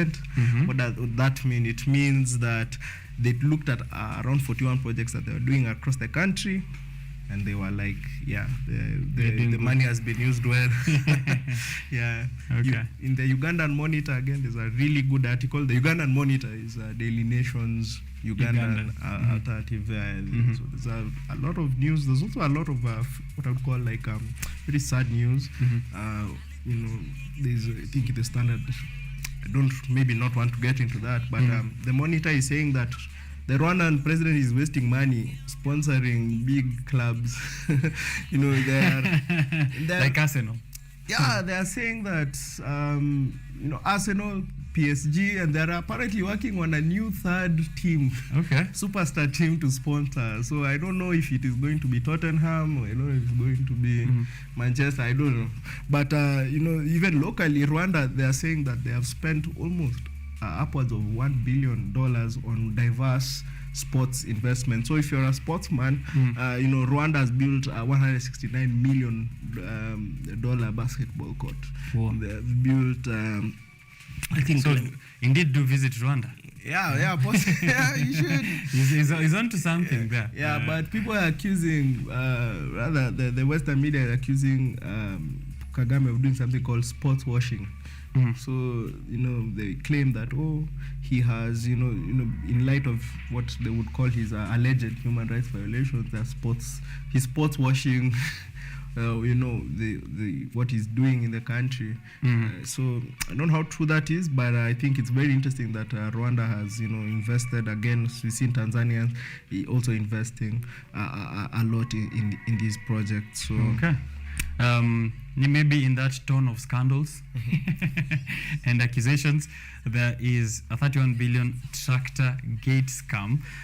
Seeing here President William Ruto's administration is taking a very risky diplomatic gamble in seeking to transact with a country which is under trade sanctions from powerful Western countries. And this country is Belarus. It's been struggling to circumvent Western sanctions against exports of its agricultural equipment industry. However, here locally, the Agricultural Finance Corporation proposes to raise 31 billion for machinery through a loan to be arranged by the government of Kenya via the Trade and Development Bank of COMESA, where the government of Belarus is a shareholder. So this is a scam and scandal in the making, as it's been termed here. We'll be waiting to see how those 31 billion will be used, and whether this deal between the Kenyan government and of course the affiliated Bank of COMESA, where the government of Belarus is a shareholder. We'll be looking at how that does develop. Comments already here that was sent earlier on. Jeremiah Washira, Amsha Frank Mejamaina, Mwambie show iko taratibu. Richard Simonson says, Richard and Jesse, I enjoyed the discussion. This is Dr. Rick. So Dr. Rick has been tuning in. Jesse, I know, is a very good friend of yours, and we are very happy that we could be able to tune in. Here I see a friend of mine, Jeb Chumba from Isiolo. Anasema nimechelewa job, ndio nimejisikia, lakini nimefikia Biashara Tuesday. So asante sana for tuning in. Saboni say good morning, Sir Richard, looking sharp and composed. Asante sana. Composure is what we are all about, especially after seeing the compositions yesterday by the Yale Glee Club. I was happy to see your alma mater. Is that how they call it? Yeah, the Glee Club from your alma mater performing yesterday at Kenyatta University grounds. I was hoping to see you around and see if you get the back to school feeling. Yeah. I KU choir also performed the chorale. Yeah. So did you also? Yeah. Yeah, but of course I did see KU choir as well. So they will still be playing at I think, is it Breban Theatre? So if you've missed them at KU, I'm sure it was a lovely performance. Yes, it was. You can catch them on Friday there. All right, Jesse, please do us the honors and read us the quote at the back of the business daily as we wrap this up. Right. One across. Right there. Last word. So this is from Aldous Huxley, who is an English writer and a philosopher. He says, there are things known and there are things unknown, and in between are the doors of perception. Let's get that again, please. That is Aldous Huxley, who says there are things known and there are things unknown, and in between are the doors of perception. It's been lovely being here on Biashara Tuesday, Richard. Lovely to see you all. Thank you for coming through. You've been an amazing host, and we're hoping that we can disrupt your mornings some more into the future.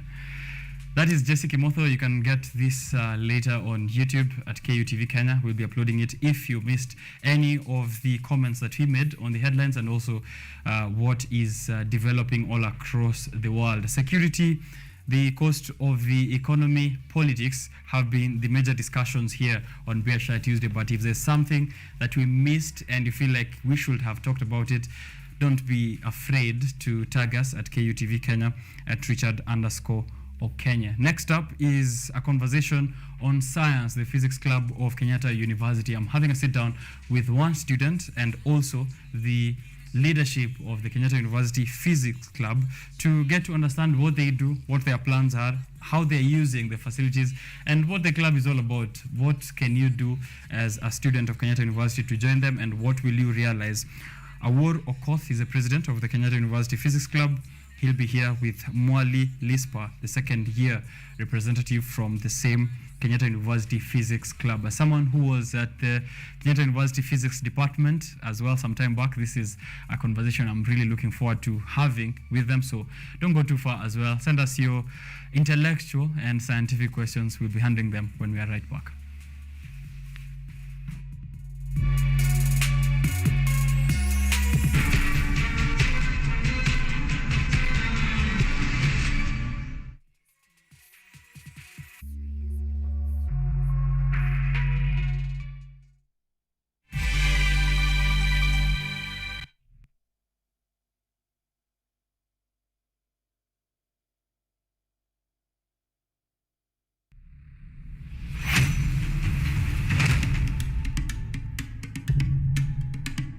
Kipindi hewani ni mitindo ya kipwani.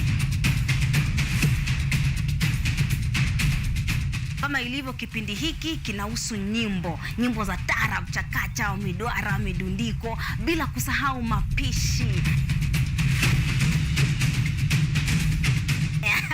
Ambao ndio uti wa mgongo wa pwani ya Afrika Mashariki. Jamani, swahibu zangu mliopo maskani, hatuonani wenzangu, najua mwanitamani. Hapa Kutv, nahodha mwendesha chombo cha baharini, yani ua linalonukia na kuvutia waridi tamu.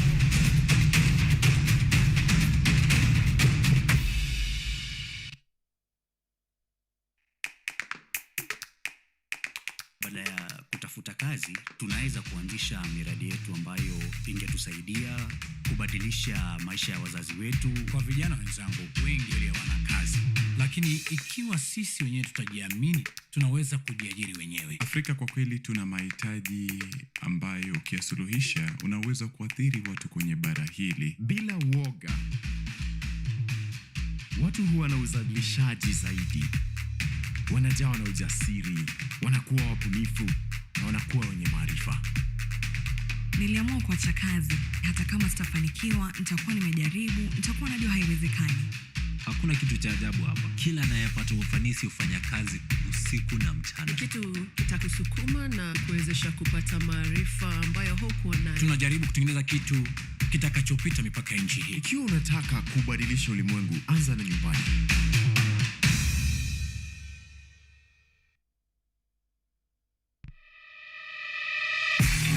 What's up, fashionistas?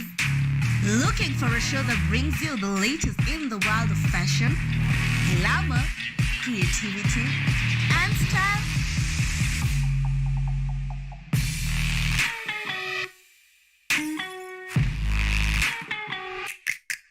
Fashion Diaries got you sorted as we explore street fashion, modeling, runways, red carpet events, and so much more. Catch me, Ashley, as Sachi, as we unlock the greatest fashion events. Keep it locked.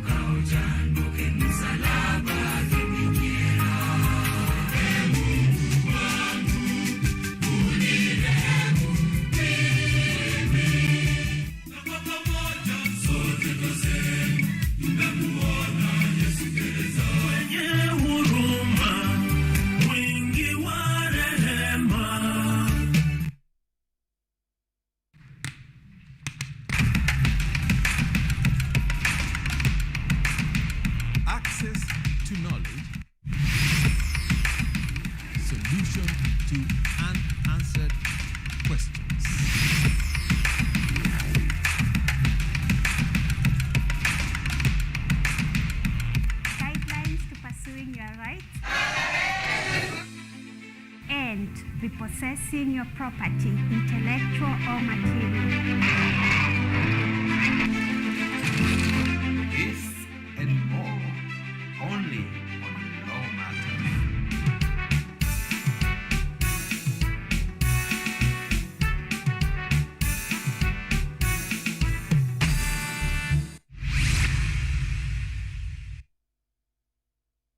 Technology, science, innovation, ICT and research. These are the ingredients upon which the solutions to the 21st century problems are founded. In a world that is rapidly changing, it's all hands on deck to ensure a balance in all fields of life.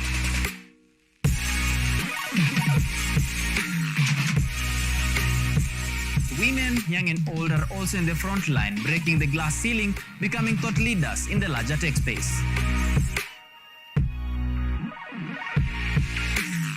Not forgetting other societies marginalized. And when the tech Avengers come together, we inch closer to a much safer, efficient, and sustainable world. What we view as a norm in today's advanced world was just an idea, and for nostalgic reasons, we trace back to the iconic days to bring you the retro tech. On Technovation Show, we encapsulate all the pillars of the fourth industrial revolution, decoded in a language, all for one for all. Every Monday at 8:30 as we push the mantra, keep learning something new each and every day, only on KUTV, a new experience.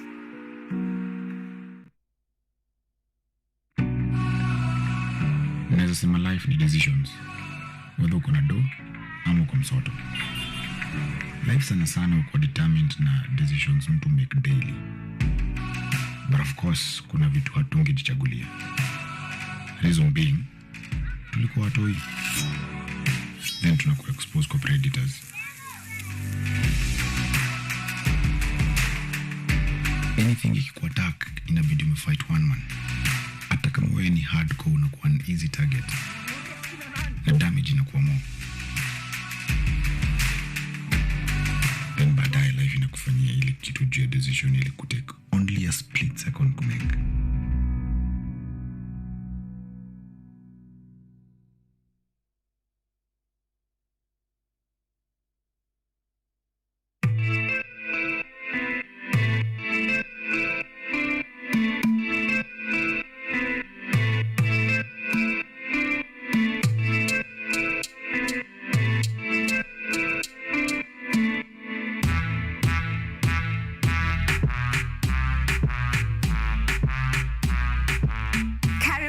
To the Church O'Clock Show. I'm your host, Esther Becky. And my name is DJ Terrell. We start you off with a word of prayer and get you started with a live transformational worship experience.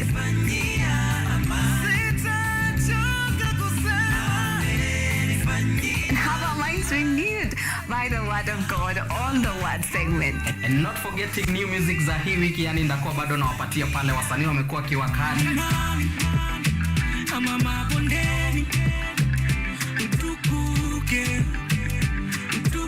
So make sure manzo umetune in because zitakuwa zina flow pia pale mixes kwa wingi, yani zitakuwa zina come through, and pia performance yani from our gospel artist hapa on Gospel Art from 7 to 10 a.m. only on KUTV.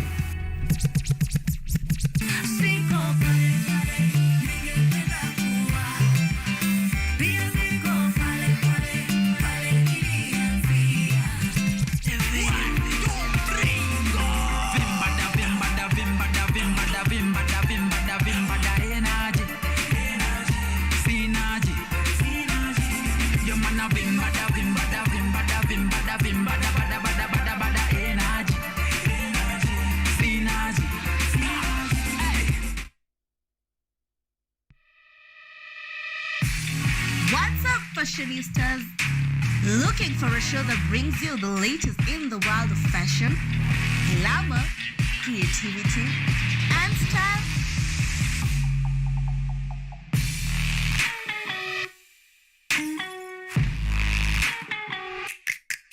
Fashion Diaries got you started as we explore street fashion, modeling, runways, red carpet events, and so much more. Catch me, Ashley and Sachi, as we unlock the greatest fashion events. Keep it locked.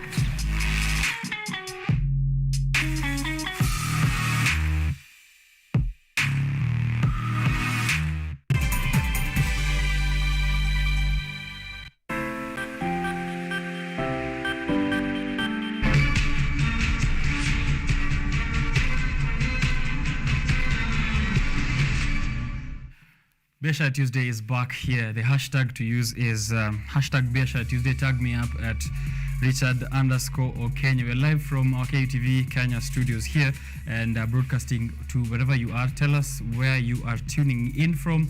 How's your day going? How's business? And what can we learn from your thoughts and your reactions to the conversations that we've been having? The newspaper review section just concluded a few ago. If you're here for it, you will have to wait for our upload later on YouTube. But Jessica Motho has given us a very detailed perspective on how he is interpreting the developments of the day in Kenya and also in global politics and economics. Right now, we're switching it up to a discussion on science, but also university activity at Kenyatta University, to be very specific.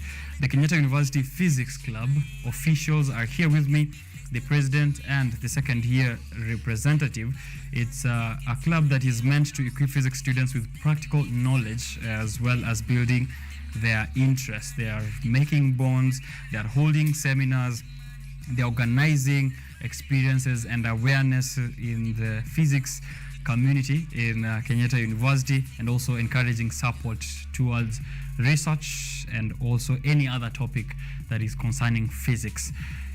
With me, I have teachers of physics or future teachers of physics, and they are also the officials of this Kenyatta University Physics Club. I'm going to allow them to talk about their professions before we can get to learn how, as a university student, you can get to join this physics club. But if you're in any other campus, why have such a club? What have they done? What have they achieved that can motivate you to get into some of these activities? Let's start with the president, from up top. Welcome to the show. How are you feeling this morning? I feel great. Yeah? How are things over at the Physics Club? As the president, I'm going to allow you to introduce yourself and maybe your mandate at the club. Okay, thank you. Good morning to everyone. I'm Awor Okoth, the Kutv president. In Physics Club, we are moving on well, I can say that. And even as I talk right now, we have a lot going. We are here, but elections are also going on for Physics Club, and we believe that everything will go on well. In Physics Club, we have a lot of activities, as we are going to realize now, and I know here we are going to learn more about physics, and even if you're not doing physics, just know that you are in the right place, and you're going to get interest in it. Right. Yeah. You are the second year representative, Mwai. Good morning to you. Good morning. How are you doing? Fine, thank you. Just going to allow you to also do the same there. As a second year representative, what do you do at the club, and why did you get interested in it in the first place? Okay, thank you. My name is Moi Lispa from the School of Education. I take maths and physics. I'm the current second year female representative in the Physics Club of Kenyatta University. So as a representative, you're supposed to create awareness, ensure that more members join in the Kenyatta University Physics Club. You're also supposed to pass information as directed by the president. So the reason as to why I joined, at first when I came to Kenyatta University, I was not sure if should I take physics, should I not take physics. So, but I found a home when I joined Physics Club. I found the passion to do physics. Yeah, I can say that is the reason as to why I joined. But how serious are the club activities? Does it mean when I walk into the Physics Club, first thing you give me is a very complex formula to solve? Are there fun activities? You know, when people hear clubs related to very serious courses or STEM courses, to be very specific. If I heard about the advanced calculus club. My thought wouldn't be there's fun or there's something that will be outside of the tough stuff that I'm used to happening over there. Is that the same case with you guys? Or are there fun activities happening at the Kenyatta University Physics Club? Okay, I can start with you, President. Let me start by answering that. Thank you for the question. First, let me start by telling you that being a physics club member is not a rocket science. Okay. Because in physics club, we want to make it easy for students. We want to make them feel like physics is just a fun like any other. That's why if you get to physics club, we have activities that are relating to special areas of specialization, and we also have activities that are just for fun, like we organize team building that is just for fun, and also for we just get fun there and bond. We just make some games, and maybe we try to make them in line with some cheap physics principles. Like we can go and say we want to do rope skipping. It is the oscillations we are counting. Okay. So the more you got the number of oscillations, the more you are a winner. So you say you don't say that. Well, we give the competition. Then we say if you have more oscillations, then you are the winner. Right. So we apply the physics principle, but in a very funny way. Okay, that's a very interesting way to look at it. Let's go and oscillate at the at the arboretum, maybe, or let's gyrate and let's meet elsewhere and accelerate. Is it fun for you as well? Yeah, it's very much fun. When you talk about physics, people might think that we're deriving equations like Albert Einstein. No, we do have team building activities. We do rope skipping. We do football. Like we intermingle with members. Like we get to network. So many fun games, not all about education. We say that physics is real, physics is life. Life is not that boring in physics. Ooh, that's a powerful statement to make there. So what do you guys do at the physics club, apart from the fun? Because that's what I wanted to ensure, that I invite people for the fun first, and then we do business later. So what's the business happening at the physics club? Thank you so much.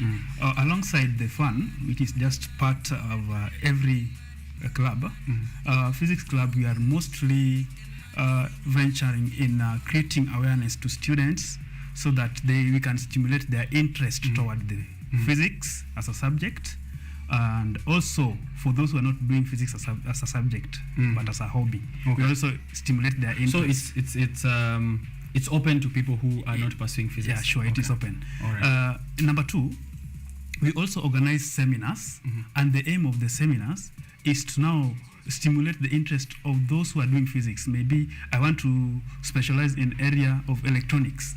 Well, I may be wondering why, or how is this electronic going to help me after my graduation? How is my environmental physics going to help me? How is my nuclear physics going to help me? So through the seminars that we organize, and I have to appreciate Dr. Hashim, who we work with him closely to ensure that our seminars go on well. I also have to appreciate our patron, Dr. Ambugu, and other staffs that we work with them closely. So that is generally what we do. We also organize trips, mostly internal trips, because you realize that physics resources are so many in KU. We organize in KU, and also plans to organize more outside so that we can also experience the world outside KU. Right. Let me get back to you. You said you're the female representative, right? So there's a male representative and a female representative. When it comes to STEM-related courses, we've seen disparity in terms of how many ladies and how many gents prefer it when they're selecting their courses, or even going through with it all the way to graduation. So I'm guessing as a female representative, that's also some of those things that you have to also think about. How do you get more females to be interested in areas of physics, in areas of science, and STEM in general? And of course, the physics club here at Kenyatta University. How's that for you? Are there more females? Would you say there are more ladies at the physics club now than it was maybe 2 years ago when you found it? Or if not, what can we do as a fraternity, Kenyatta University, encouraging more ladies to pursue either physics as a course, or even just join the physics club and partake in its activities? Okay, 2 years The ladies were not that many, but I can say currently we have many ladies joining the club. Currently we are having elections like today, so I can see so many female representatives like vying for those positions. I can see secretaries, we can see female representatives. That is why that was the essence of creating that post for female representative. So like if we have female representative from first year to fourth year, that is 4 females. Then we can have some in organizing secretaries. We can have the deputy president as the female. So yeah, I can say that not many females are joining physics club, but in the future, I'm sure you'll have many females coming to join. Yeah. You spoke of the practicality aspect where you get to take trips, you do seminars and interact with professionals, and we were discussing with you just before coming here on air of the practicum versus practicum and teaching practice. Maybe how different is, what are those two things first before we get into the practicality of the physics club? Okay, so we have teaching practicum for CBC students. We have practicum and practice. So practicum is just like overshadowing. You're there to see like what usually happens in the field. Then on teaching practice, that is where you yourself you're on the field. You now experience it practically. You're not just there watching what others are doing. Okay. Yeah. So that is the difference. Is that the same thing that is happening at the physics lab? Do you get to discuss and visit places or sites where you can see this happening on a practical level? Yeah. So I can say we have 2 trips. We have an internal and external one that we got to attend. We went and visited the solar plant. This just here around the OML lecture halls. So that was an internal trip. We got to see. You just don't there overshadow. We got to see what usually happens. We got to know that at least we are heading to renewable energy, because currently we want to come to a state that we are in a sustainable country, sustainable world. So that was the first internal trip we had. The second one, we went to see the EVS vehicles in Karura Forest. So that one was an outside trip. So based on members could see, they could touch. You see, practical, you have to touch something, you just don't see it. Yeah. All right, that's good. What are as a president, I'm sure you're the one with the most information on enticing people to join the club. What's the benefit of me not just following what brought me to university, as most people say it, ile kitu ilileta shule ni kusoma? What would be the enticing point to join the KU Physics Club? What are the benefits like? Thank you. So let me start with the point of a teacher, because in Physics Club we have different schools together. Let me start with the teacher. As a teacher, when you are teaching, you must be passionate about what you are teaching. And as we've said, that in Physics Club, we stimulate members' interest. And I believe if you compare someone who is in Physics Club and someone who just came in, did his education and went, the experience of the two will be a bit different. And you're going to realize that the one who was in Physics Club actively will be passionate about the subject he is teaching. So that one can make me tell anyone who wishes to join Physics Club that this is the best place to be. To become outstanding. Yeah, so that you can become an outstanding teacher. That is for teachers. Right. When I move to other areas like TIT and those people who are in Bachelor of General Science, still physics applies. Physics applies. In these seminars, they are really benefiting. Because you realize, let's say, for example, if it's someone from the School of Medicine, the previous day we had a seminar on GENT4 and gates, which is used for the Monte Carlo simulation of particles. This is used in medical physics. So you realize that maybe you had a small knowledge concerning it, but by the time you are getting out of the physics seminar, you are now more knowledgeable and you are confident about what you're going to do. Right. So with this confidence, we believe that members who are in Physics Club are more innovative out there. They are more creative, and they are confident about what they are doing. What's the future of the club like now? Also considering that the elections are happening today. First, how's that going, and what will be the handover process like? Are there members who vote? Who is invited to vote? Or is it a selection panel? How is it working around that handing over process before we talk of the future? Okay, thank you. Number one, when I start by election, we don't work with panel. We allow the members to choose whom they seek and lead them. And as I talk now, because we are physicists, we are trying to employ technology, because we know physics, the building block of the technology and STEM as a whole. So right now the voting is ongoing online. Okay. It is going online, and we have the commissioners in charge of the voting process. As I am here right now, Mr. Wilson Obiero is in charge, my deputy, so that everything can move on well. Okay. So in voting, we allow every member to vote their favorite leader. Okay. When we go to handing over, our handing over process is always smooth, because number one, our elections are always free and fair. So that makes our handing over very smooth. Yeah. Okay. Because you know what, one of the things that make handing over to be to have some challenges is the issue of rigging of the elections. Right. Yeah. So you're saying there's no rigging? There's no rigging, because said every incumbent government ever. There's no rigging. But this one can be confirmed by the aspirants. I know everyone will have to say that, but this in ours it can be confirmed by the aspirants. So all right, sure. I bet it's been smooth for a while. I've not had any incidences coming out of the physics club of of all the clubs. A very serious club that deserves its respect. How long ago did the club begin? Okay, the club started in the academic year 2015-2016. So the club has been there for a while. All right. And we have been moving on well, and I can say we've been improving from where it started. Because when it started, it had very few members. I can say less than 20. But right now you can see we are hitting to up to 80. So meaning we are really moving on very fast. Yeah. And we believe that in the next government, they are going to even do more than what we've done. All right. Yeah. Coming back to you now, how do you see? I was going to get the outlook of the future from him, but maybe also as someone who's been a member, you said 2 years now. You are a rep for, a female rep for second years. How do you think the future would look like for the physics lab, or if there are things that you would like to be added onto the activities or implemented later on? How does that look like for you? I see the future becoming very bright. More membership will be there.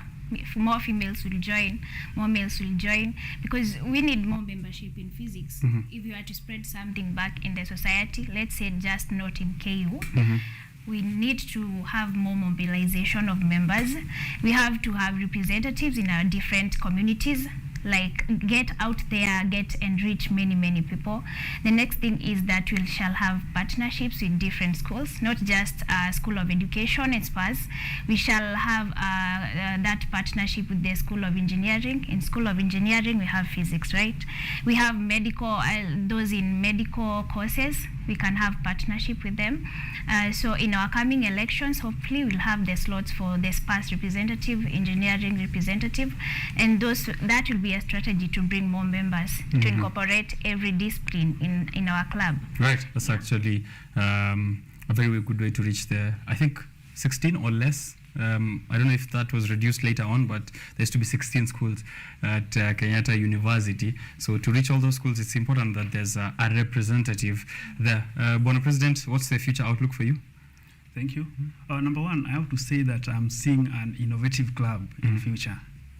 I'm seeing a club that can go out there and even mentor the high school students, not just the KU students alone, because physics starts from high school. So I believe that in future, we will be able to reach out to the high school students. We will be able to have more innovative physics students who can come up with a research, a project research. In physics, we say that you can't come up with something new right now, but at least we can have people who can improve on people's work.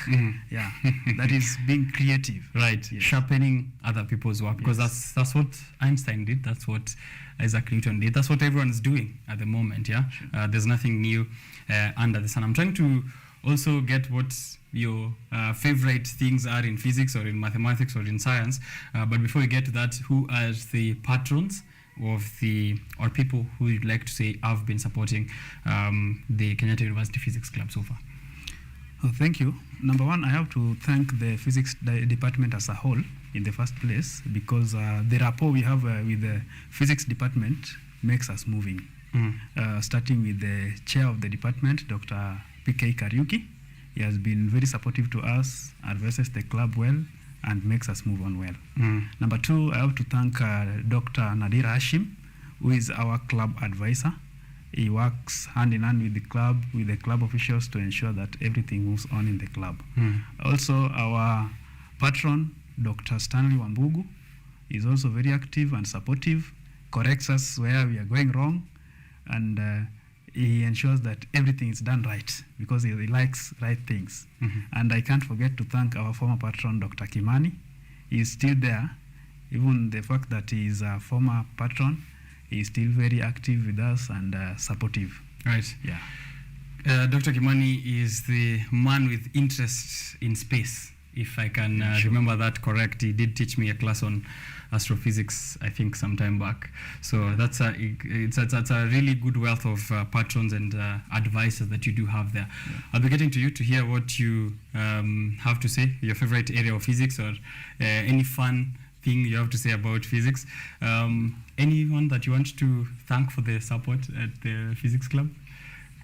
Yeah, if I was to repeat, I would say the same people that President said, but to add on top, our alumni, like our president, who was in the last committee, he's called Mr. Wanyama. We also have Dr. Lydia Rose. She was there in our last seminar on Giant 4. We got to see that females are capable. She's a professor. Then we can also be professors in physics. Yeah, I think those are I also want to thank the members for being so cooperative. Without the members, Physics Club would not be where it is right now. Yeah. All right. What's your favorite area of physics, or a fun area of physics? As I also think of mine, I think I should have something in the making. Yeah, thank you.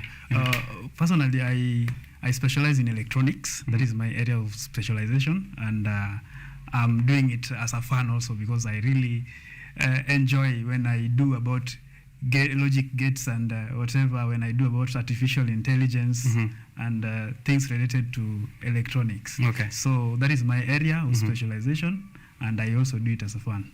Okay. Yeah.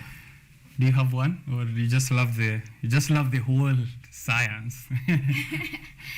Okay, I think I love everything about physics. The practicability, like it's not that just the theory. You get to see things. Like I remember in our last lesson we were told about muons, they are particles. So sometimes you may wonder, what are muons? Are they in this world of ours? But it's something you can see. Like physics is not about facts alone, but they are facts that you can prove. That's what makes it fun for me. All right. Yeah. That's great. Thank you very much. And for me, I have statements to read. If it moves, it's biology. If it stinks, it's chemistry. If it doesn't work, it's physics. So think about that. Thank you very much, guys, for making time for us this morning. For those guys who have not joined the physics club, who are thinking about joining the physics club, people who want to support you, maybe the Kenyatta University fraternity, the lecturers who are watching, the non-teaching staff, the Kenyatta University television station team, just as a call to action, I'm going to allow you guys, starting with you, and then we can finish with the president. I think mostly for you, for students of Kenyatta University who are of the female gender, and you'd like to invite them more to come through to the Kenyatta University Physics Club, take a chance there, and then the president can call out for the rest of them to also come through, and how they can do that as well. To the female students, I'd like to tell you that we can conquer physics. Physics, it's not that hard. We can do something in physics. You can invent.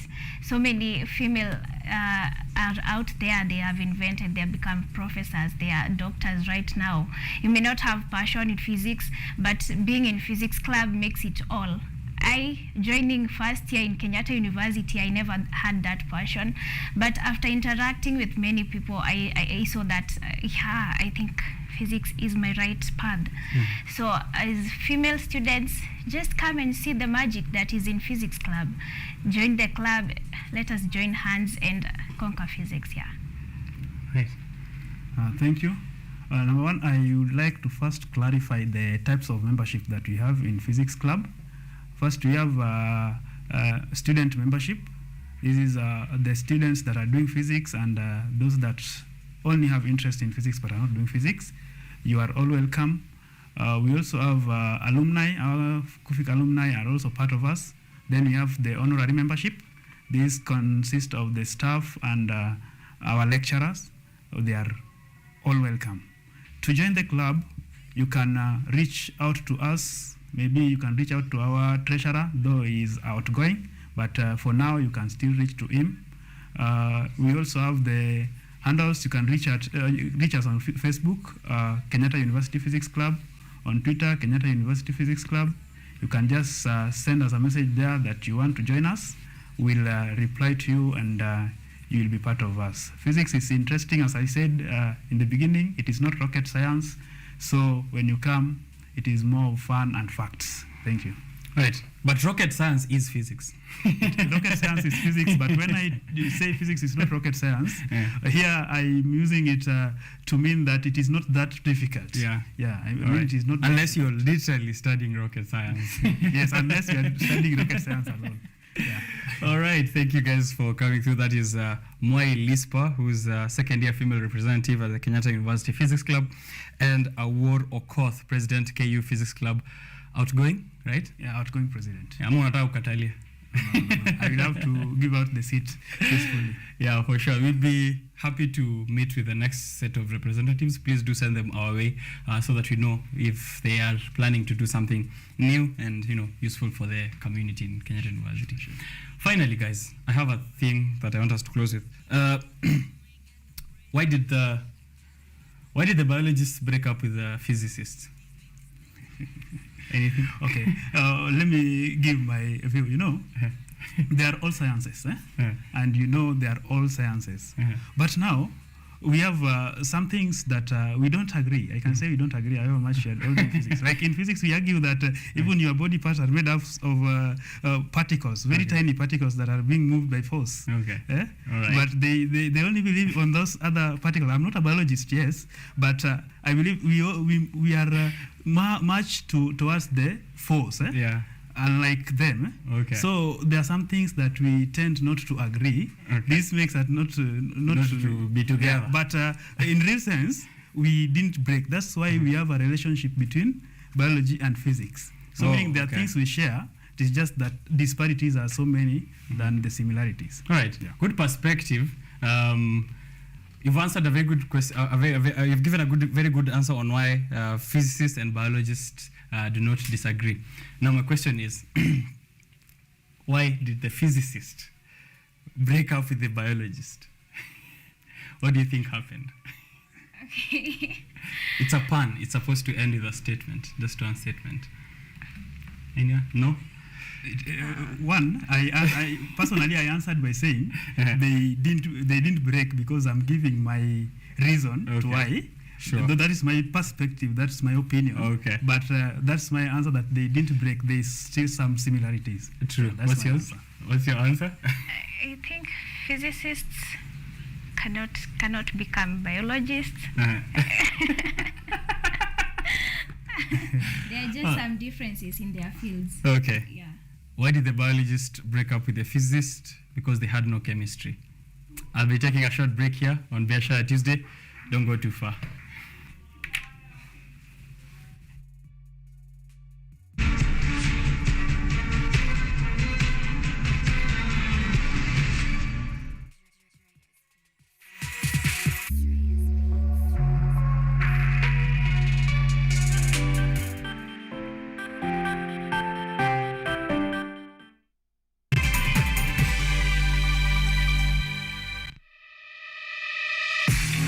What's up, fashionistas? Looking for a show that brings you the latest in the world of fashion? glamour, creativity, and style.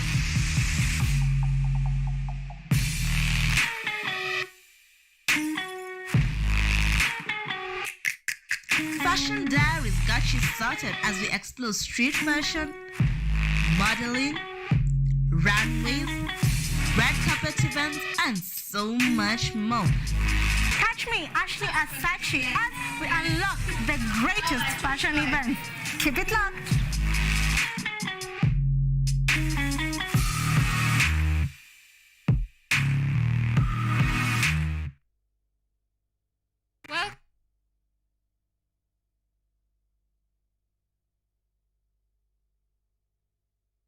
Welcome to Children's Corner.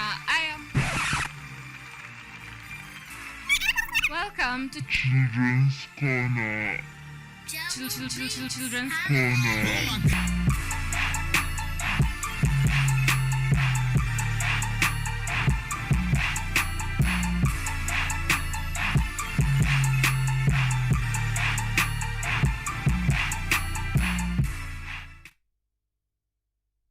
Technology, science, innovation, ICT, and research. These are the ingredients upon which the solutions to the 21st century problems are founded. In a world that is rapidly changing, it's all hands on deck to ensure a balance in all fields of life.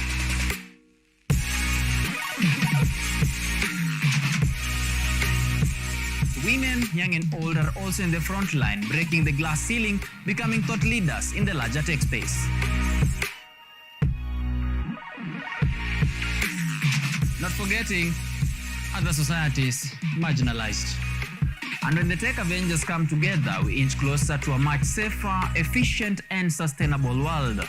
What we view as a norm in today's advanced world was just an idea, and for nostalgic reasons, we trace back to the iconic days to bring you the retro tech.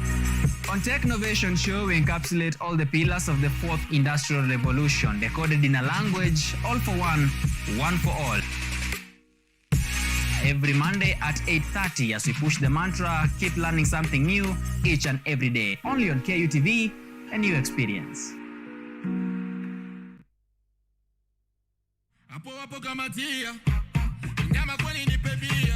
Da, maisha ni haya mwanaume ali.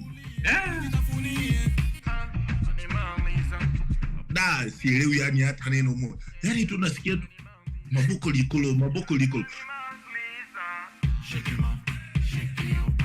Yani ukiniangalia tu huyu mwamba huyu anafiti sehemu fulani. Wewe ni wewe inakaa. Without your love, I can't move on. Yo, that's your boy Rhino the Don. Keep watching and listening to KUTV.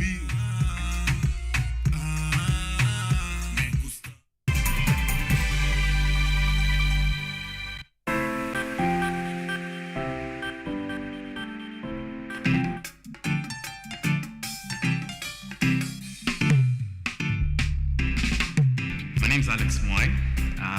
Founder and creative director of Archer Digital, a digital marketing and advertising agency based here in Nairobi. And we work with small and medium enterprises to help them acquire and retain their customers profitably, doing a whole range of marketing solutions for them, social media, film and the likes, but really to help them be able to communicate and capture their customers. A little background is it's a youth-owned business. It started from a campus hostel just as a side hustle. And when we actually just finished campus, we just thought, hey, we know the economy sometimes is hard with employment and all that. And since we already have some skills, how about we just start and see how it goes? And it all started with just that. With whatever little money we had in our pockets, we bootstrapped and said, let's start doing this. Our inspiration to start Archer Digital was just the passion of seeing how a little business can be uplifted by the things you do. You help a business design a flyer, it can get a few customers. So the background was helping, even when we were in campus, used to help small businesses around the campus that we were in, do some design for them. And just by that, you'd see that they get a bit more customers, they get some traction, they're happy, they come back to you, do more flyers, things like event posters. So it was the impact that you could feel and the happiness you would see from somebody else, lighting up from saying that you've done something for them, and this something has led them to continue being in business, and they're happy to pay for that. And hence, it felt like something good to continue, creating value and getting paid for your value as well, meaning that you're doing something impactful and something you enjoy. Yeah. I'd like to say that, with I don't know if it was a clear vision or it was just the thing that made us start the business with that same passion. So our priorities, the change has never been there as much. We've continued just to help other businesses in the same small and medium size. I think just being more prioritized to seeing how can that continue, how can you build that to allow that your team can be bigger and better so that it can serve more and more customers, because the vision now is more clear. It's less of Alex needs to do it or another person in the team. It's now a team effort that we can push, and in the end the result can be seen by whoever wants to engage our services and not limit only a small clique of people to do so. So that in terms of the vision, that's the only thing that's changed, is that we are more clearer to say that anybody who's an SME and wants to figure out a way, they can talk to us through our different products or programs, and we're able to help them. Location is very important in many different businesses, including even a service business who, us, for example, we don't need to be at the front of the mall so that people can see and know us, but some businesses do. So when we decided to start our location, it just started with what can we afford at the time, and that used to be our homes. Like we used to just work and bring our work together, maybe in a we meet somewhere in town and just discuss maybe the projects we've gotten and show each other, because that was within our budget. We got our first office. It was somewhere convenient, maybe it's like our team, where they can come and bring their ideas together, where we could afford, and as well where we could see that our customers are close by. So that was a location. And then we've just evolved as well. Even if we moved to our second location, it became because of that. Somewhere where people can find it easy to come to us, because our job is to eliminate the hardship for the customer. I'd say any business has challenges. No matter how funded, no matter how big you want to start or how small you want to start, there will be challenges. And sometimes I think the biggest one we faced is seeing that we were youth-led business, that we had no past experience in setting up business. We know how to do the marketing, etc., but do we know how to ourselves manage a business, manage operations, human resources? So it was a bit on the information gap, and also funding as well. I would say not that we needed a lot of funds to start, but bootstrapping meant that maybe a vision that you had would take a bit longer, but you'd work hard towards it. So for us, I feel like as you start a business, maybe sometimes look for some advice or a mentor who can tell you, if you want to grow your business, take 10% and save, or do something like that. So we took a bit of longer time to learn that, but as we came to learn it, some of the challenges are reducing. But even now, challenges still come, COVID, elections, but I think it's to remain very steadfast and be very strong to continue in entrepreneurship. Keep your passion in the front of your mind. I think funding or finance will always be an operational concern for any business. You always need to know where will you get your next money so that you can sustain your operation, so that you can also be profitable. And for us, what we started with, the challenge was to keep very lean. As a young team, as young guys, you can afford to maybe skip a meal. There's nobody depending on you to say that, please send I don't have a family maybe, or something like that depended on you. So you could keep your finances really lean. If you have the opportunity when starting, you can do that and say that I'll try and keep it as affordable as possible. So we tried to do that for the longest time, and we still do. So managing your finances, learning a bit about financial self-control, financial management, and then I guess putting in systems, the financial systems, like payment apps or your accounting applications, or even the accountant that you might end up needing. So we've managed it that way, and then now we continue to fund our business through operations. being able to work for clients, then taking that work and paying the dues that are there, so employees, office rent, and so on. But you keep budgeting, seeing your payments are coming in, then continue. Don't rush into now taking a whole team of 20 and then saying, let's wait for work. You have to grow at pace. And if you do need a big team in the beginning, then you might need to find some financing to be able to sort you out. But good thing that the world is really opening up. There's all these programs. Banks are listening, funders are available. So I guess it's figuring out what do you want to do, then share your passion widely with all the people you want to see, maybe be part of your clients or be part of people who trust in you. Oh yeah, being in a service business, I think any business as well, just like finance, I think people are just as a strong component. You need people so that you can grow. You need to work collaboratively with people, clients, consultants, and the better you work with them, the better you can see our growth. So when we started, we knew that our people will be a very important part of our business. So no matter what kind of position we were hiring for, even a very entry-level position, we'd want at least to hear the perspective of the people we are sorting from and seek professional advice. If it's somebody who does graphic design, what do they need to have, what capacity, and then start and trust each other like in a partnership and say, this is where we are, we're a startup and we're trying to do this in a very transparent kind of way. And now Source for Talent, there's a lot of youth these days, and they're ready and they're trainable. They're happy to be shown the way. So sometimes, even if your budget doesn't allow, what it can allow you is to be able to grow together. So we've done a lot of training and started with a very young team. So we are growing together and showing the vision so that we can work together towards it. And then, just keep the respect. I think just like humans, you treat them well, you get to collaborate well.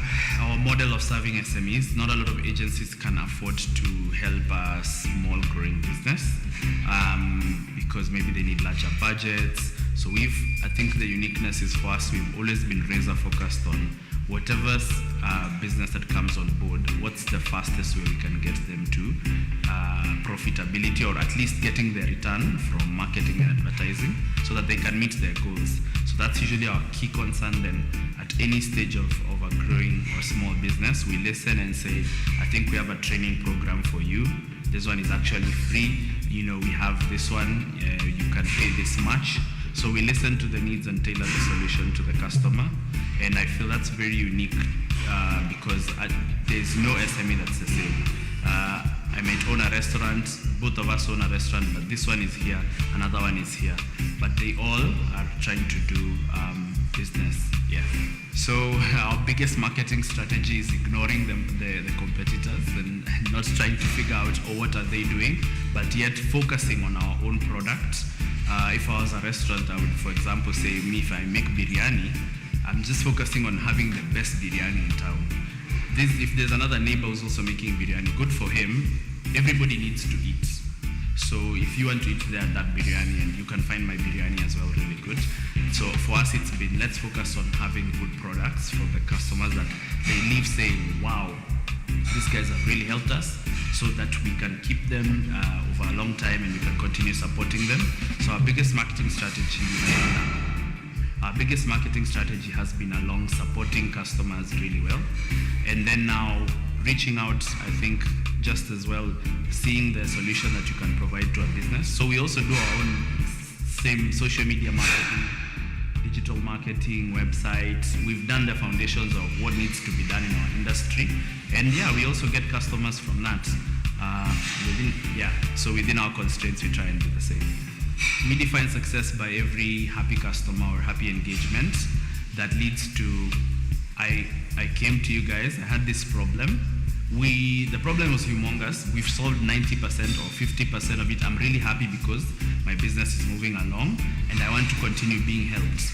So success for us means continuing to serve customers who have more and more needs. And then also our team growth, happiness to see that our team can grow from a designer to an art director, from as well, obviously the bottom line, if you're able to at least pay everybody and earn your back, you know, you can keep your business afloat and look at it at scale. But for us, the ultimate would be to scale our business to the heights of Africa or the world, to be able to say Archer can support the same SME in South Africa, the same SME in East Africa, and we're able to do that right now remotely. But as we grow, we're hoping, you know, what if we had an Archer in South Africa, another one in Nigeria, and if that serves the customers we'll have then, we'll be very happy. What I enjoyed most about starting the company is I think about that money talk, nigga. That money talk. Bullshit walk. All right, welcome back to Biashara Tuesday. That is Mtaani. We're just having a look at some of the businesses that you guys are doing, and also getting to your premises and learn one or two things that you can get to share here on Biashara Tuesday. I have been receiving comments and love all over social media since when we started the show, just to point out those comments, but also some of the feedback relating to the conversations of the day. Here, I was going to check out the exchange rate. US dollar against the Kenyan shilling is now trading at 138, buying and selling at 142. This is Satellite Forex Bureau. And yeah, it seems like keeping money in dollars is turning out to be the best investment you can do for yourself this year. So kuna a few dollars, hold on tight to them. US dollar retailing at 137 buying and 142 selling, and this is Pacific Forex Bureau. So it's around there, 138, 137 buying, selling, 142, 143, around there. And foreigners are for a foreigner to keep his money due to these conditions here at NSE, they need to make more money, to make more than that to cover their forex losses, and that is if they can even get their hands on the dollars, because that's scarce at the moment. Hence, why foreigners will not like to invest in Kenya. We've had that discussion on the newspaper review here with Jesse Kimotho, having a look at how the dollar shortage is affecting foreign investors in NSE. Some of us are here investing more than ever before, just into startups and SMEs, not NSE corporates. So that's Charles D. Nicholas on Twitter. And advice is for you to also look at SMEs and other startups that you can invest into, and besides the NSE and what the corporates have been used to over there. Soko analyst is saying that I have said it before, a leadership that lies. I've said it before. A leadership that lies has a very serious problem, and the Kenyan citizen has woken up to these lies. Have we? Have we really?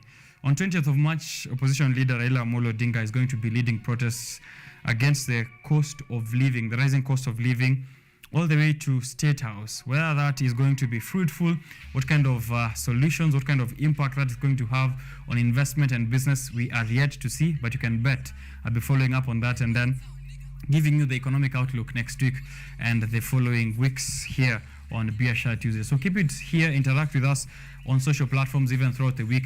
You can tag me and then we have these discussions even off air. It's been an amazing time being the host of this show again today, and I am so grateful that you are able to create time from whatever channels you are streaming this, whether it's Facebook, YouTube, or on your television stations. Invite more people to join into the show, but also tell us where we can improve and which areas you think we should be focusing on. And you can bet your comment and your feedback is valued. We'll be incorporating it into the show. From the whole team that has been here to enable a successful show, from my producer and director, Ryan Ngure, to the transmission desk, Frank Major Minor, and the rest of the KUTV team, we are happy for you to be here on KUTV Rise Today. Remember, on Monday, you get Current Blessing on Art and Culture Monday, and then next week on Tuesday, I am back on Biashara Tuesday. Keep it here. Keep it at Richard_OKENYE on all social media platforms when you're tagging me. And as I always say, if you want to have breakfast in bed, have you tried to sleep in the kitchen? I'll see you.